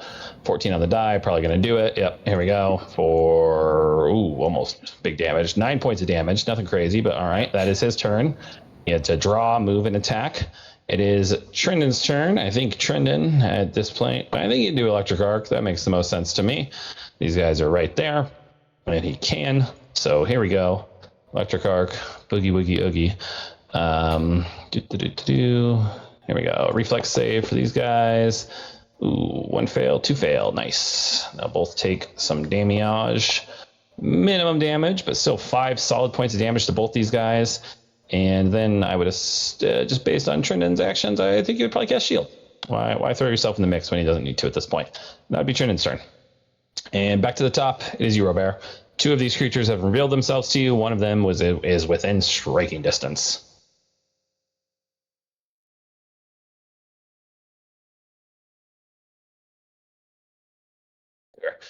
You'd be technically on this one here, but yeah.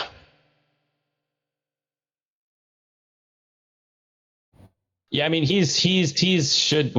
he's actually directly, okay, so yeah, this is why it's all a little messed up on here. Give me 2 seconds. I'm going to just make my life a whole hell of a lot easier and just remove that illusory wall for the moment, because that's what's causing all the hiccups here. So give me 1 moment. Clickety clack. Does it not? There we go. Delete. There we go. This is going to make everything a whole hell of a lot easier. So Ticket, I'm going to move you here. This guy would be here, and there you go. You could be there, Robert. So now it all makes sense. So there we go.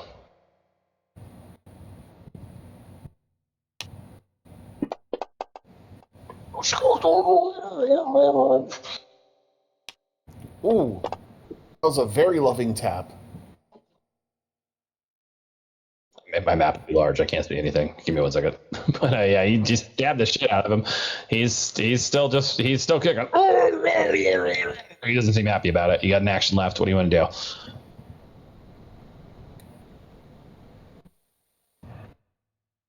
Yeah.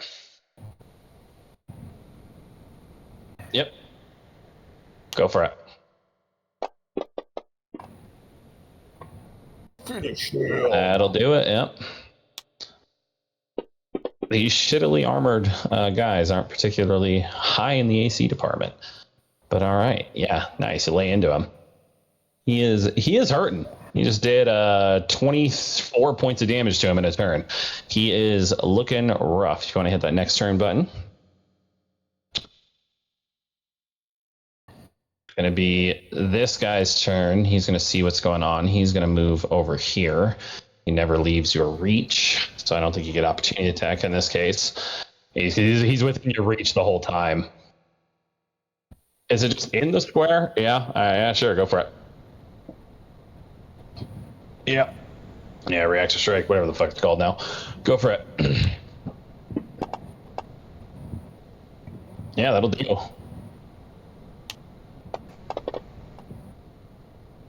He is looking hurt and pissed and upset, but that is your reaction on him. He'll go ahead and take his now, or his attacks, I should say. Trident strike 1, that'll do. And then, low damage. And second attack, boom, boom, boom, multiple attack penalty coming at you. 16 on the die, probably gonna hit. Yep. Yep. All right. And he hits you max damage this time for 12 points of damage. Slams his trident like into your like kidney. And it is Henris's turn though. So these guys are both looking pretty fucked up, I will say. You guys seem to already have them on the ropes. Quite a better showing than your guys' last foray against them. But it is your turn. What would you like to do? Okay. So I'm going to call out to both Ticket and Robert first. I'm like, you guys hold it up, okay? Little busy. I'll take that as a yes. And so I'm just going to load my crossbow. Old tried and true. And I'm going to fire it at scum number 2. All right. Let me just go ahead and do that. And nope, that's not what I wanted. Okay. And show me that number 5. Whoa, what has happened there? You have everybody targeted still. I was So gonna say, what the Oh fuck, no! bro? Oh! Suppressing fire! He's got a rogue. All right, let's fix that. Here you go. So you did hit it. Hunters spinning around in the room. You hit the scum though. So go ahead and roll damage. Oh I've god, untargeted everybody else. Nice, good. 5 points. Yeah, boom. Bolt slams into him. He again looking incredibly hurt. You got one action left. What do you want to do? Let's see. Well, I am going to do. How many times a day? I can only cast the one of that, so never mind. What's that doing there? That doesn't go there. It's better. Okay, well, I just noticed something that needs to be cleaned. There we go. Better. Okay, and yeah, that's about it. Oh, so what do you want to do? You got an action left. Oh, yeah, I will just reload my crossbow then. Got it. Ticket, you're up. What are you doing? I'm gonna keep. Is that still technically flanking? Oh yeah, still flanking. All right. Then yeah, I'm gonna keep working on the guy that I'm working on. Go for it. Give yourself the +2. Yep. Yep. If you guys intersect, that's what it comes down to. As long as they're within your reach. In this case, they most definitely are. So yep, +2 on your attack roll. That'll hit. I think I still got the right guy targeted. Yeah, you do. You're good. I show you got 2. Actually, no, you're targeting 1. I'm sorry, yeah, but so that's yeah. Let me go ahead and just click. Done. Correct guy. You're good. Then go ahead and roll damage. Right, Should apply to him. Nice. That's nope. He's still kicking. Go ahead and roll sneak attack. That's enough. He had exactly 2 left. All right. So how do you kill this guy, Ticket? So Ticket has illusions of grandeur that he's going to use this wall to kick off of, but then he's like, oh, it's not a wall. So he kind of rockets backwards, manages to catch himself. It's kind of like a ferret running on hardwood floors, you know? He's trying to get traction. And then he comes circling back around and just like launches himself at this thing. And he sinks his dagger into his back or his chest, depending on which direction he was facing at the time. I think he was facing you at that point. Okay. Yeah, I think he was going still straight to on his you. chest, and he's just like hanging off of his chest, and he gets a handhold on his armor and just starts like shanking and shanking and shanking as he's falling over. Wonderful. I love it. And you have 2 actions left. What would you like to do? I am going to try to get on the other side of this guy. Well, no, that'll be an attack of opportunity if I do that. Now, you haven't seen these guys have an attack of opportunity. You guys have fought them All right. before. I think that'd be free knowledge. Then yeah, I'm gonna. Yeah. So you can, yep. Yeah, you can get around there. Yep. And then go ahead and yep. And you're flanking, so give yourself the +2, and this will be a second attack penalties, multiple attack penalty 2. Yep. That will not do it. All right. All right. Just in case. There you go. Let's see. Trendon's turn. I'm gonna have Trendon probably just telekinetic projectile in this case rather than electric arc. Bigger damage if it works. So here we go. Ranged attack. There we go. Boom, boom, boom. Hits that bless. Nice. That bless is what made it do it. So here we go. Let's just have him do, I don't know, let's do bludgeoning for funsies. Okay, but that was more than the 3 HP that he had. So this guy just fucking rock to the head, falls over. You guys are out of combat. What are you guys doing?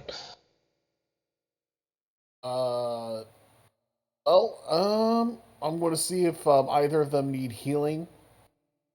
Like, just basic healing. Just like mundane healing. Medicine check. Not like, yeah. Yeah.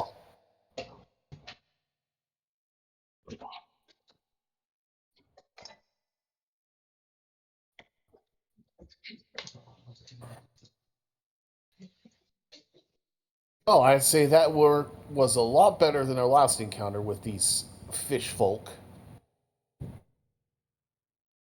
We did good. We stuck to the plan. Alright, so I am going to go ahead and heal up. Yes, that's very unnerving.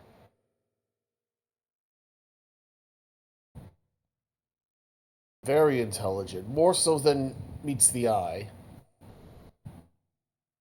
It sounded like they were communicating with one another, too. These aren't just goblins, but fish, like the Grindylows were. Yeah, it's pretty much the Grindylows. Goblins, but wet. I don't like that at all. Can we not say that ever again? What if goblin but wet? God, we in my home goblins. in my homebrew campaign, we've lured the goblins to be like just so vile and disgusting. Like we at one point had like an apartment next to a goblin hovel, and we just used we like had.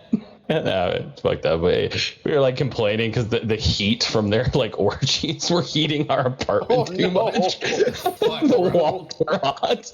Goblin mating ball. It was they're like spawn pools. It was awful. But yeah, there you go. That's a regular success. So yeah, go ahead. You can do your healing on Robert there. It's 1d8, right? Or d6. Yep. Yeah. D8 for a heal. D8 plus 5. No, or is that only a crit? I never fucking. I don't know why those are. No, it's 2d8 if it's a crit. That's when you get higher leveled. Yep. So it's all right. Yeah. 5. Yep. D8 plus 5. 8 for Robert. I'll apply that for you. Nice. And Ticket, were you gonna try one on yourself? Yeah, sure. Why not? He'll rub some dirt on it. Yeah, sure.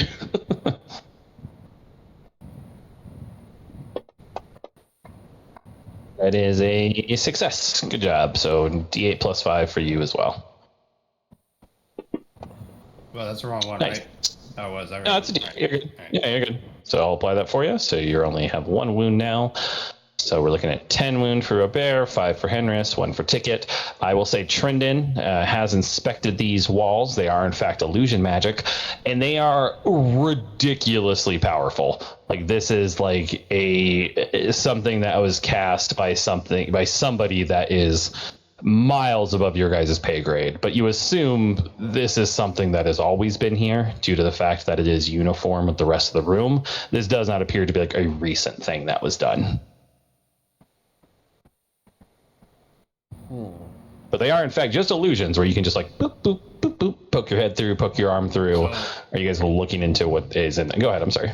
No, I was just going to do some in-character talk to Trendon. So let me get this straight, Trendon.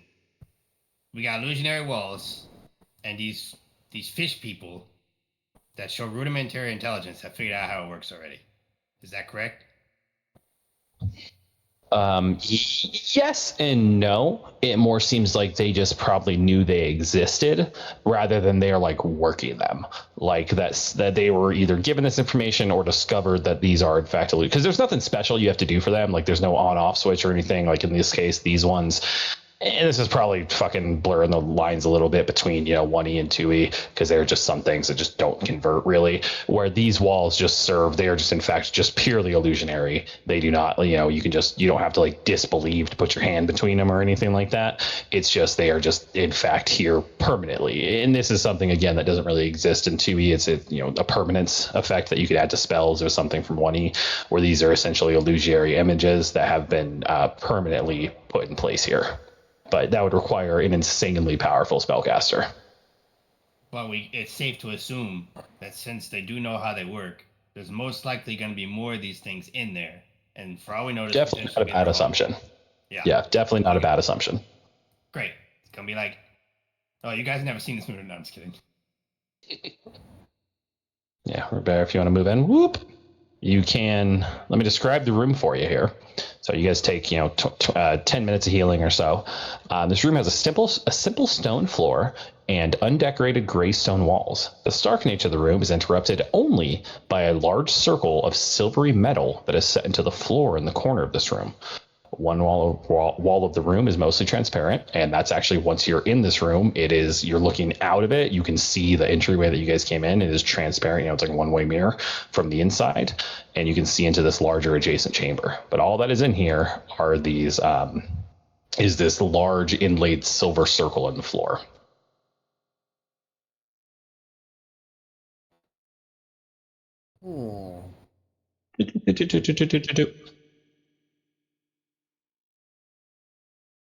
Yeah. Sound travels through the walls totally freely, it seems. The only reason these guys get the jump on you is because they had heard you trying to break the shit, break the bottle.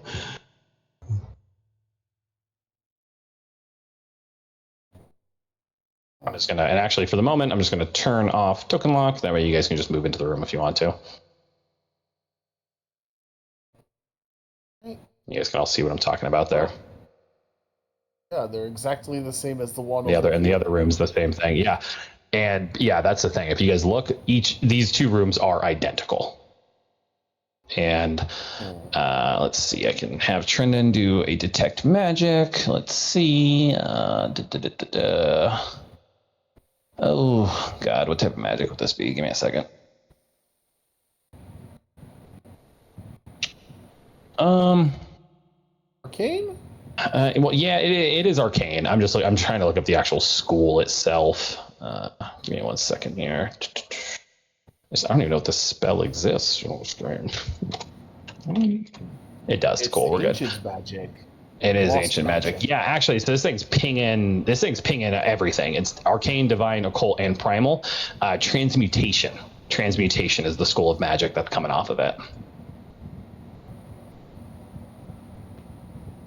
Strange.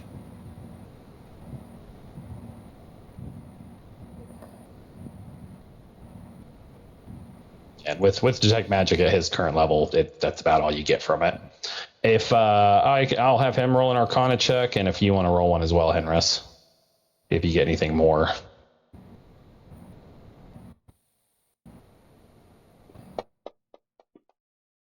Yeah, Trendon doesn't know shit about it.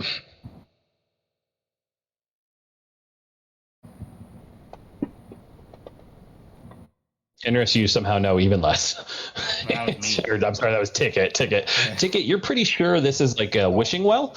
If you just put all your gold in here, you'll hear wish a genie will come out. Rebecca, give me one of those dumb diamonds you dug out of the wall. Give me one of your I certainly will not. shitty scorpion food. All of a sudden, the Chris Bowl just pops out. Oh, it's back! I've been waiting for this. No!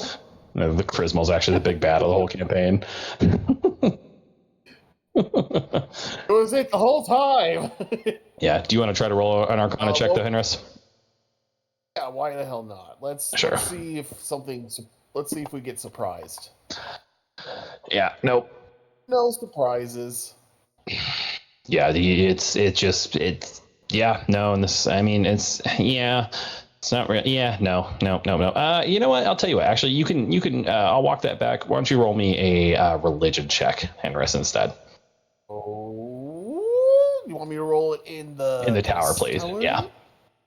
To the tower. Oh, oops! I dropped it too slow. Hold on. Let me try that again.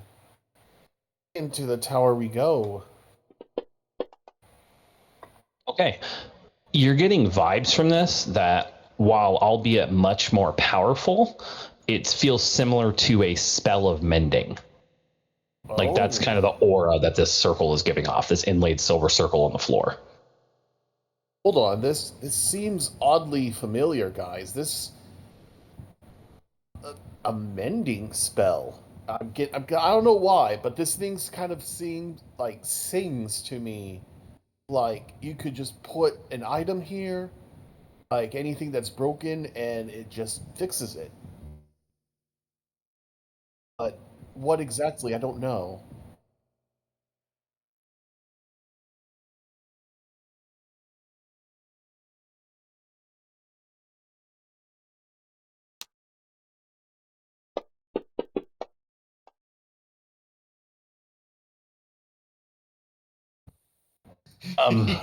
Yeah, you kind of just hurt. Yeah, it's like it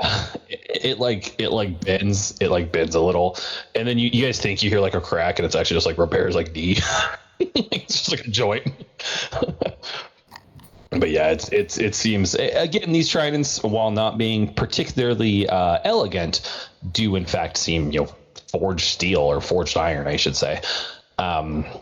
But yeah, I mean, you could fucking do. I mean, you could just you could snap one of Henris's crossbow bolts in half if that's what you're trying to do with it. There you go. Try something less metal. I hand you a crossbow bolt. I don't know why I just gestured it. That was weird. Yeah, this one cracks. You toss it in the circle, it's inert. Doesn't seem to have any effect. Maybe it used to. Now the magic's gone.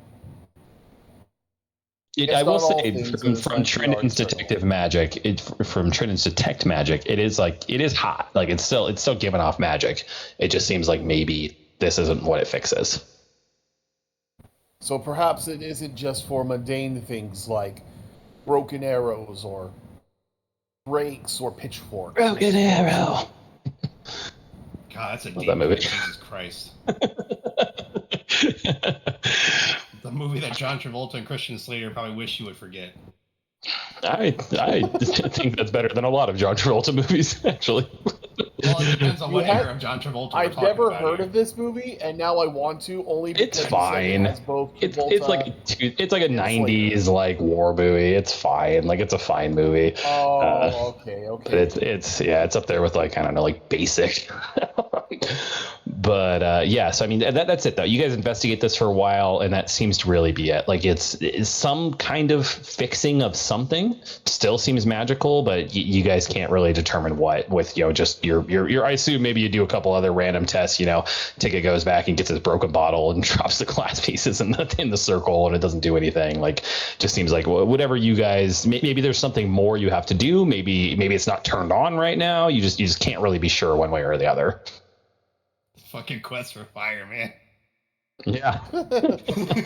I just watched it the other day. Ron Perlman as a caveman. But that's not too far of a stretch for him. So right. Already looks like a missing link. So. But yeah, so what do you guys want to do? I'm just going to move you guys back out here just for expediency's sake. So you have these two rooms, the exact same as they were, either side, flanking to your right and your left. and there is another set of basically identical double doors that you guys came through right there in front of you. Oh, and I will say, are you guys closing the doors that you came in? Ticket sure as fuck ain't, so they are. Yeah, I was just asking. Just because it would be dark at that point if you did close the doors, because the light seems to be streaming from outside. I mean, Ticket will pull out his ever-burning torch. Hey. Hold it up like Excalibur.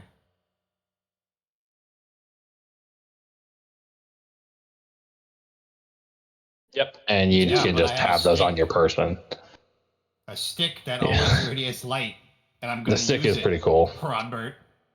I like that you just keep I imagine you just keep like a sock over it. It's just always on. It's more aerodynamic this way. Don't ask questions. But yeah, you have this set of double doors in front of you. What would you all like to do?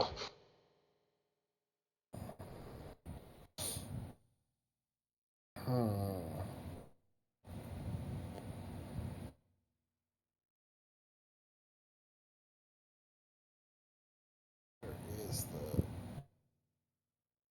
I mean, fuck it. Ticket will just open the door. There you go. There's an idea. Put some light spells on you guys. But yeah, so Ticket, you open the door, get on the floor. Hopefully, there's no dinosaurs. Yeah. Oh boy. So you open the door, Ticket, and a few things happen. So you first of all see in the center of this room, right about here, is a statue. The statue appears very, very lifelike, and it is in fact a statue of the same figure that was the projection, the man in the like triumvirate helm. He is kind of standing. This does appear to be a statue, though. It's like made of like some sort of kind of shiny metal alloy looking type material, and he's like got his arms like kind of upraised and like oh, praise me kind of thing, as well as when the door opens, there's a soft and overhead you see this floor is very similar to the floor in the last room with these gray geometric patterns in the tiles, but the ceiling itself starts like lights start coming on, like the ceiling itself starts emanating light and illuminating this entire room. And from you opening the door, you can also see on the wall, the eastern and western walls, so here and here, you can see there appear to be murals that seem to depict kind-looking humans, kind-looking adults smiling benevolently at children. And the children are also smiling and appear healthy and happy. Both the children and the adults have tiny jewels orbiting around their heads in shining rings that resemble halos. And above the doors here, and this would be, you can't see that yet. So that's what you see, though. You see these murals painted on the eastern and the western walls of happy adults and human children with these halos of these small crystals, these small jewels orbiting their heads. But that is what you see when you open the doors. Are you opening your door, Robert? Okay. So then, yeah, you see, kind of more of the same. But yeah, that is what you guys see, as well as a door here, and what appears to be over here is a ramp leading upwards.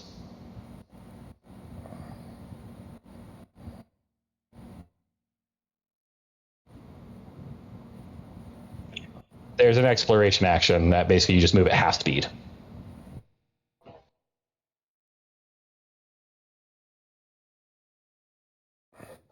Sure. So I will real quick, though, as you step in, the moment you step in, there's like and you have your shield raised, that's fine. There's like a and from the corners, which I'll reveal them here on the map in just a moment, of the room, the kind of northeastern and northwestern corners of the room, from the ceiling drop down two what appear to be large crossbows that kind of drop down out of the ceiling and both take aim and take a shot at Robert, because this is a trap, and that's their reaction. So here we go. Here's the first one. 3 on the die. Yeah, you're good. Here's the second one. 4 on the die. So luckily a miss on both options, but that is basically the start of an initiative. I'm going to roll for these things. I would need you all to roll for initiative for me as well. Oh dear. As these 2 crossbow bolts like clang clang, I imagine they both just kind of like hit your shield and deflect off of it. All right. Nice. All right, ticket. All right, let me roll for Trendon. Could you bring up the map again? I seem to have accidentally exited out again. All right, yeah, you're good. There you go. And I'll also drop it in the tower, or drop it in the chat. But there you go. So yeah, okay. I've got everybody's initiative. We're starting over round 1. Actually, one of these crossbows go first. It's the one over here in the northeastern corner. You see it like something happens, or like, and you see a bolt like go back into place on it, and it draws back, and it takes another shot at Robert here. You still do have your crossbow raised, or your Jesus Christ, your shield raised. I'm tired, fellas. And it misses again. Luckily, clang right off the shield. Yeah. By 1, and that is turn. It is your turn, Robert. What are you doing?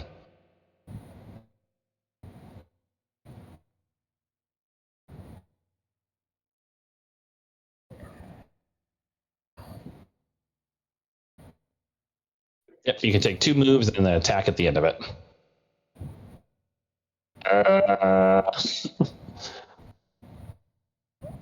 It's within reach. The ceilings are about 10 feet high, and it's about like 3 feet down, so you can reach it.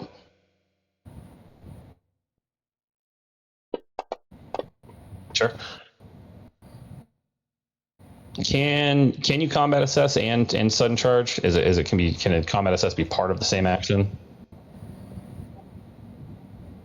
Yeah, because I think it's its own. So that would just be a regular attack, which is fine though. It's still great.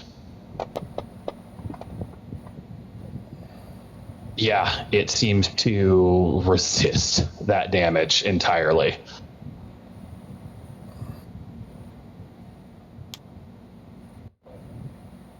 Hold on, give me a second here. Let me take a look.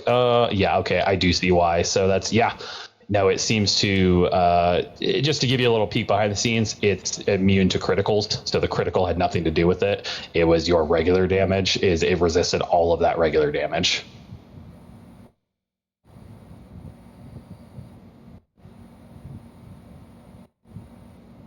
So you got an action left.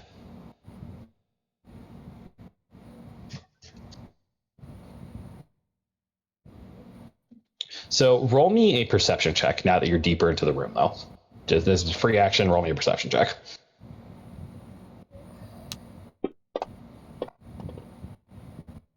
Yeah, unfortunately, I'm sure you're just shaken by what you think is an incredibly powerful blow slamming into this thing, and it just doesn't look like your sword just kind of like stops. It's not even like a bounce off thing. It's like, it's just like punk, and it just seems to, not take the damage.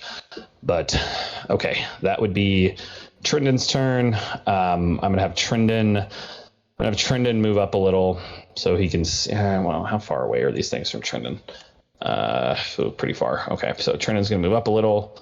They are gonna be in range still, huh?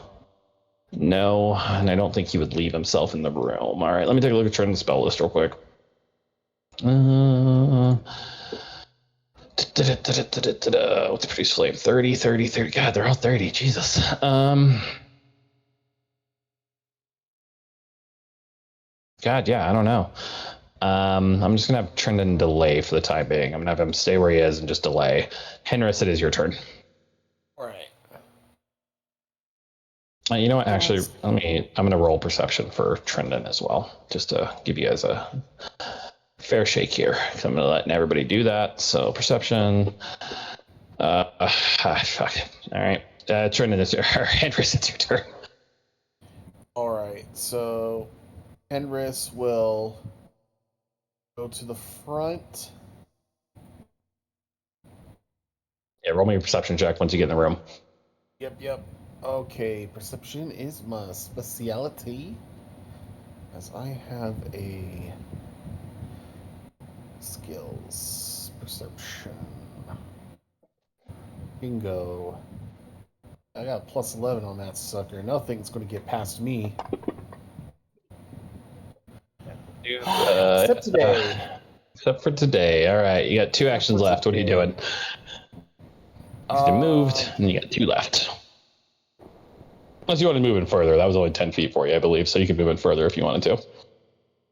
Yeah, I will move in a little further. Yeah, you got 15 more feet of movement. Right here. Sure. There you go. Let me just remove these. There we go. Don't want to repeat of last time.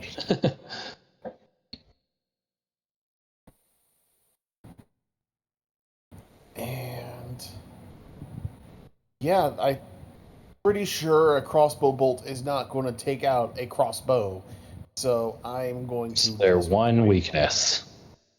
Oh. But I know something that could cut through it. Got to get close though. It's on knowledge if you want. Crafting. Oh yeah, there we go. I have a crafting. Want me to just put it in the tower for that one? Yep. Yep. Recon knowledge is in the tower. Yeah. Okay. So you would think this is a trap, a mechanical trap. This does not appear to be like a magically animated crossbow or anything like that. You know, like a suit of armor could be or something like that. This appears to be clockwork in nature, similar to the spy that you guys found so long ago. You assume this has to be controlled from somewhere and probably nearby. Yeah. So I will relay that information to everyone. Like, these aren't moving upon their own. Something's controlling them.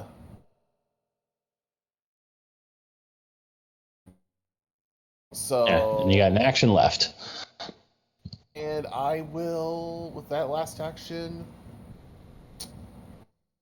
I think I'm out of move actions, right?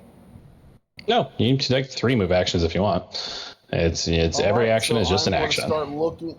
Yeah, I'm just going to start checking. Do you want to do a seek? One of the rooms. Yeah, I'll do a seek. See if I can find the source of. Yeah. So with seek, you do choose an area you kind of want to search. I believe it's a 15-foot burst or a 10-foot cone. So where do you want to look? All right. So I shall look perhaps here.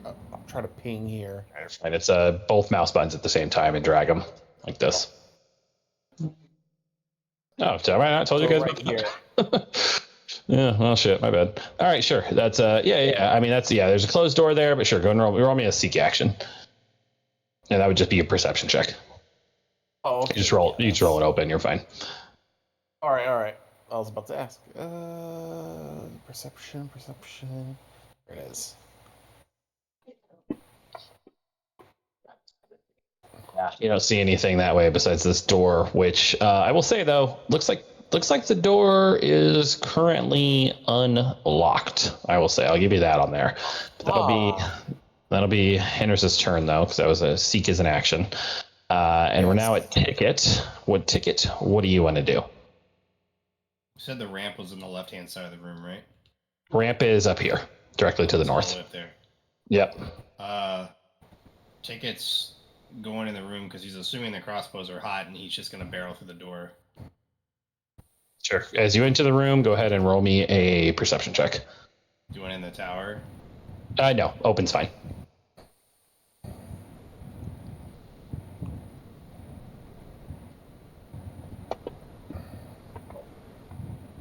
Okay. Ticket. As you enter the room, you see what looks like a panel against this wall up here. Okay, he's no longer barreling into the door. Well, I kind of do want to know what's on the other side of these doors, honestly. I mean, you do what you want to do. I'm just letting you know what you see. Yeah. Ticket is gonna wave his hands and jump a little bit. Be like, "Come here, come here, come here." Because he doesn't think that Robert can see him because he's got a shield covering his face. In the corner, like under the shield. So he's desperately trying to get his attention, and then when he's satisfied that there's a panel. It's to your right.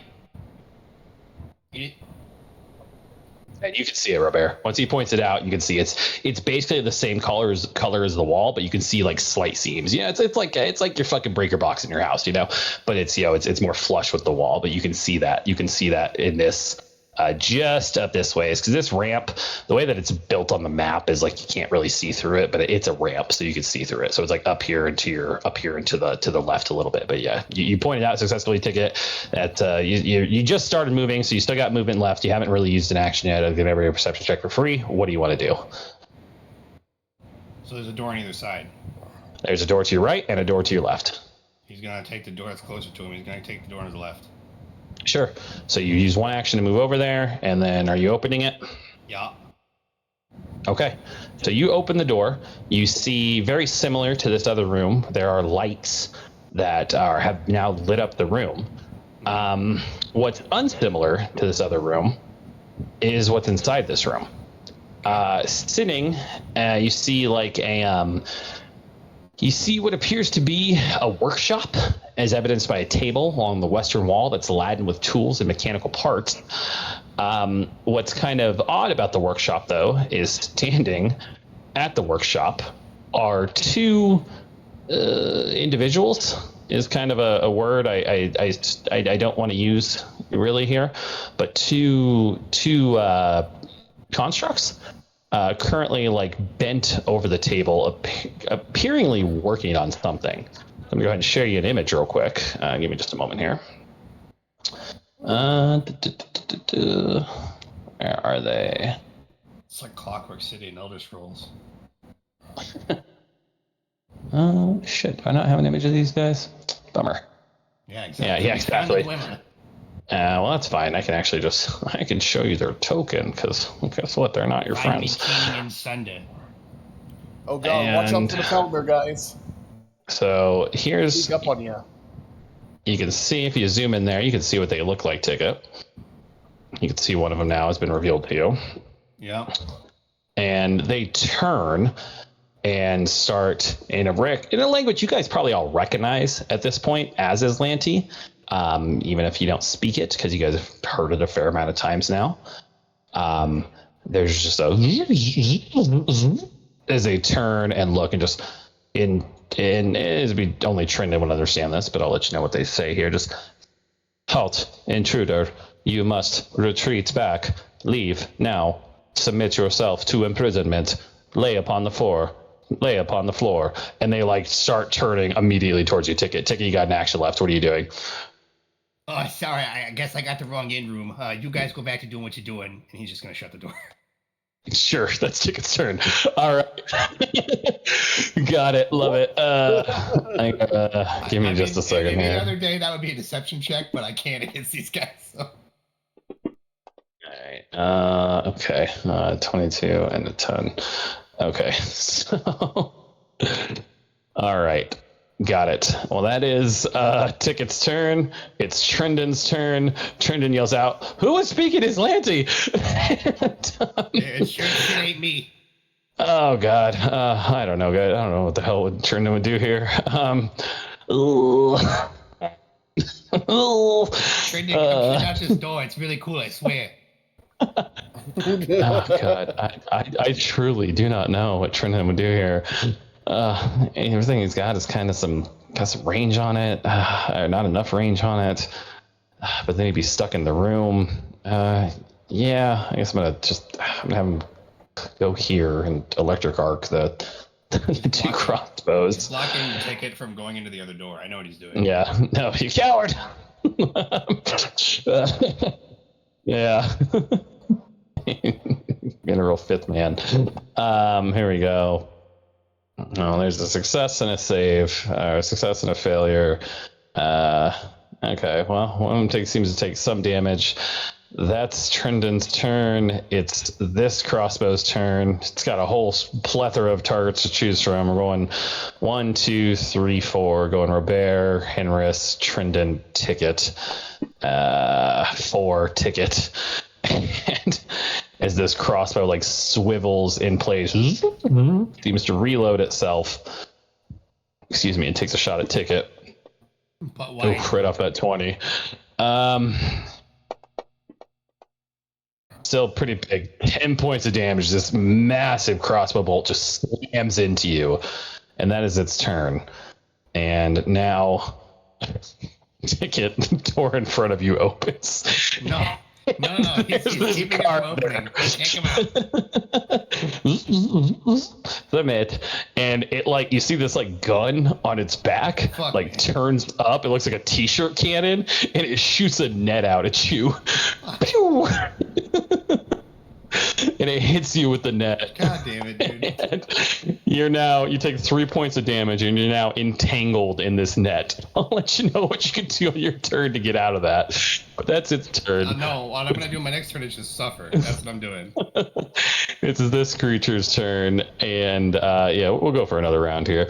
And it's going to do the same thing. I'm going to go in reverse order here this time. Ticket's 1, Trendon's 2, Henris is 3, Robert's 4. Trendon, oh boy, this could be bad.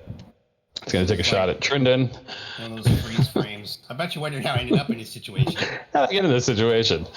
Luckily, it's just a regular. I was real worried about the crit and not too high damage either. So, all right, not too bad. Ticket, you see the other one in the room comes forward 5, 10, 15, 20, 25. And you now all see this fucking robot come out of the room. And it takes. Look, Trendon, a wonder of the Atlantean Empire. Isn't it wonderful? And this thing takes aim at Henris and takes a shot with its t-shirt cannon net. Oh, no. I don't want a free t-shirt. You are hit, and this weighted net bundles around you, and you're now caught in this as well. And then it's going to step forward here, and that's its turn. Robert, it is your turn. What would you like to do? Things have gone real south real quick. Help? No, this is just Tuesday. It's fine. There are metal men here. Yeah. So it's it's right. I'm gonna put you up one because it's there you go because the panel itself is here. So there you go. So you can access it from that point. So you can just open it. There's no interact or anything. It's very easy to open. You open it, but you see a whole lot of very complex like dials and levers and things of that nature. No. You know what you're doing, dude. You can either do a crafting check or a thievery check. Or strength check and punch the damn thing. You could try that. I'll let you know. It'll be a very high DC, but yeah. Okay. That's okay. That's okay. That's enough to tell you think you can figure this out, but it's going to take you 2 successive checks. That was not one. That would just be that's 2 actions. You have an action left. And they don't have to be on the same turn. Like you can make a check and then make another one, like on your next round.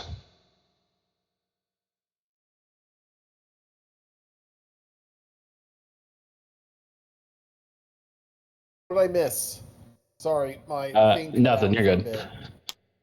Roberto's attempting to fuck with the panel. Hey, that's great. That's a success. You think you're getting this figured out. You think that was damn near a crit success, and your last one was just barely a failure. So you're doing good. You think one more successive action here, and you can get this figured out. Henris, it would actually be your turn. You are currently bound up in this net. So to let you know how this works, you are immobilized. That means you cannot move. And you're essentially grabbed as well. The net, though, you can escape from, and it's the same as any other escape check. You can attempt an acrobatics, an athletics, or an unarmed attack. I am going to use an athletics check. Sure, go for it. All right, all those years in gym class don't fail me now. Yeah, not a problem. You're able to shrug out of it, no issue. Like this thing was just like slowly bound around you. So yeah, you shrug off the net. That was one action. You have 2 actions left. What would you like to do? Well, let's see. I am going to switch out with my machete. Sure. An escape attempt is an attack check. That is correct. Yeah. So you can drop your crossbow and draw your machete. That's fine. You would still have an action left, but you'd be at multiple attack penalty too. And let's see. Your crossbow is loaded. You loaded it last time. Oh, well, you know what? Never mind. I'll just. Do I get a penalty for a point blank shot? No, that's only with longbows. Crossbows don't have the volley. Okay, crossbows don't have the volley trait, so you're good. Face, then. Go for it. Just make sure you target him and take the shot. Yep, targeting. I'm going to pierce this thing's metal face. Please don't. Cage got that hand crossbow in Dark and Darker. Hurt me, and then just touch me until I get my satisfaction. It's this guy. Okay. No, just hit it. Go for it. Hey, you work The with robot, electrician, apparently. right? It is the newest dance craze. Yeah, all right. Roll your attack, Henris. Go for it. All right. Like is it just a regular attack? Regular, yep. Yeah, oh, no, I'm sorry. This is still multiple attack penalty, too. That is correct, because you did the escape action. It's still your second modifier. So that means it would be my third attack, technically, or? No, it'd be your second. It's multiple attack penalty, too. So yeah, it's your second. Flat check? Cool, Yep. so it's just a flat. All right, awesome. Flat one. It's like it hits it like dead center of mass. It just like clank falls right to the ground. Ow. Oh. You're made out of tougher stuff, I see. Very good. All right, you have passed the test. Submit. Assured. The construct just like looks at Henris and is like, "Am I a joke to you?" Submit. Oh, you are. Submit to the High Arcanist. But yeah, you got an action left, Henris. What would you like to do? I am going to switch out to my machete, and maybe that will do something. All right, perfect. You drop the crossbow, you draw the machete. Perfect. Ticket, you're up, dude. What do you want to do? Well, first of all, I'm gonna get his fucking net. Oh yeah, escape action. Acrobatics, athletics are unarmed. Can I quick squeeze this? No, quick squeeze is specifically for squeezing. Okay. So yeah, acrobatics, athletics, or unarmed though. Nope, probably not. Somebody handcuff me. Says here I have close-up magic. All right, I'm gonna use athletics and try to get out of this. All right, go for it. It's not a particularly hard DC. Natural 20. Work, right? You're golden, buddy. You're golden. It's like, the holes are just like too big. You just kind of like shimmy out of it. Hey, no. Get back in the... Yeah, just pretend like it didn't happen, okay? Fuck, man. I guess you got 2 actions left. I'm gonna attack the one that's near Henris and try to get a flanking spot for it. Yeah, you can step up once and then take a flank. Give yourself the +2, but it is your second attack modifier. Yeah.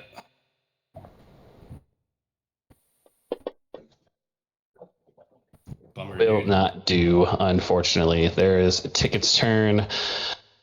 Back to old Trindon here. I think I'm going to have Trindon shift his targets from the crossbows to the robots. Same deal, electric arc. I'm going to use my meta GM knowledge to have him do electric arc on these. And here we go. Oh shit! Well, success. It's all right. Still some damage coming at them. They seem to not like the electricity damage at all. Hey, no, stop. And I think then Trindon is going to back up over here, and he's just going to open up this third door now. No, do it, Trindon. Do it. No balls. Open the door. Back to one of the crossbows turns. It doesn't have a brain. It doesn't know Robert's trying to disable it. So we're just going to go again 1, 2, 3, 4. Starting with Robert's 1 this time. 2. So it's 1, 2. It's Ticket again. I'm so sorry. And here we go. I'm just sitting here. Smells your chaos. Jesus Christ. Oh God. Ticket goes down. Dead, bro. This crossbows ticks Ticket hard. I'm going to go ahead and move Ticket in initiative order here. Ticket's going to become a 15. Ticket is now dying 1. This thing reloads. That's its turn. This one comes stepping out. Nets ineffective. Proceed to pacify. And it goes to just fucking straight up punch Henris in the face. It comes out with its hand. Just goes to punch Henris. It misses. Oh, it hits. I'm so sorry. I forget you're a cleric. And hits you for out of the cloth. 5. You wouldn't hit a guy with glasses, would you? It hits you, and it's going to try one more time. Oop, this should have been only multiple attack penalty 2. Well, okay. Yep. Punches you again. Boom. That's its turn. We're back at the top of the round. The crossbow's turn. That's where we're going to stop it for tonight. Ticket is dying. Henris is hurt. Robert almost has the machines disabled. There are some robots. You guys have fought some scum. You're in some ancient tower that is preserved through time. You think maybe the lost colonists are here. You don't know. And that is it. That is it for tonight. You guys are in a precarious pickle. This is the worst House of Tomorrow I have ever been to. Would not recommend. You guys are at Epcot Center. I know that Ticket's on a ranger, but now here's a favorite enemy. Robots. Fucking robotic Favorite enemy robots. Favorite enemy crossbow traps. Clockwork crossbows is his new favorite enemy.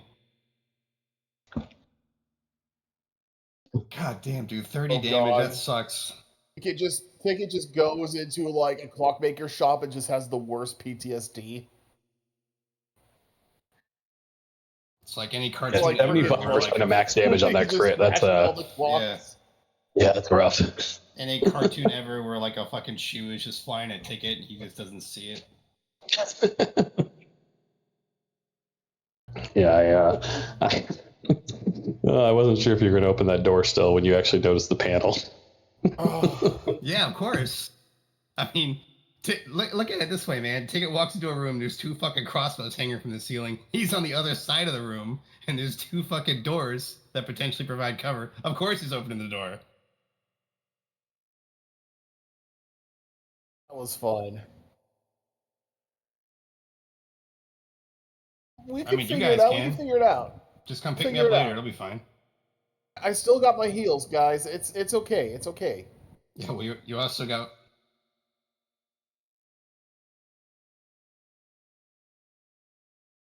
You also got the fucking... I'm going to have to heal myself first, gym and team then... hanging out with t-shirt cannons. It's fine. I'll heal myself first. So one thing I'll say that I think you would know. Yeah, I'll mention it next week too, but one thing I would say you'd probably know. These are constructs. Constructs aren't going to be affected by your heal, so you could burst heal and not worry about healing these guys up. That's something I think a cleric would probably know. They don't have souls. Yeah. It's fine. It's okay to kill them. Oh yeah. It's okay. It's okay to show them nude because they ain't got no souls. People are robots. One of them just slams his fist on the wall. I did not murder him. Yeah, I was.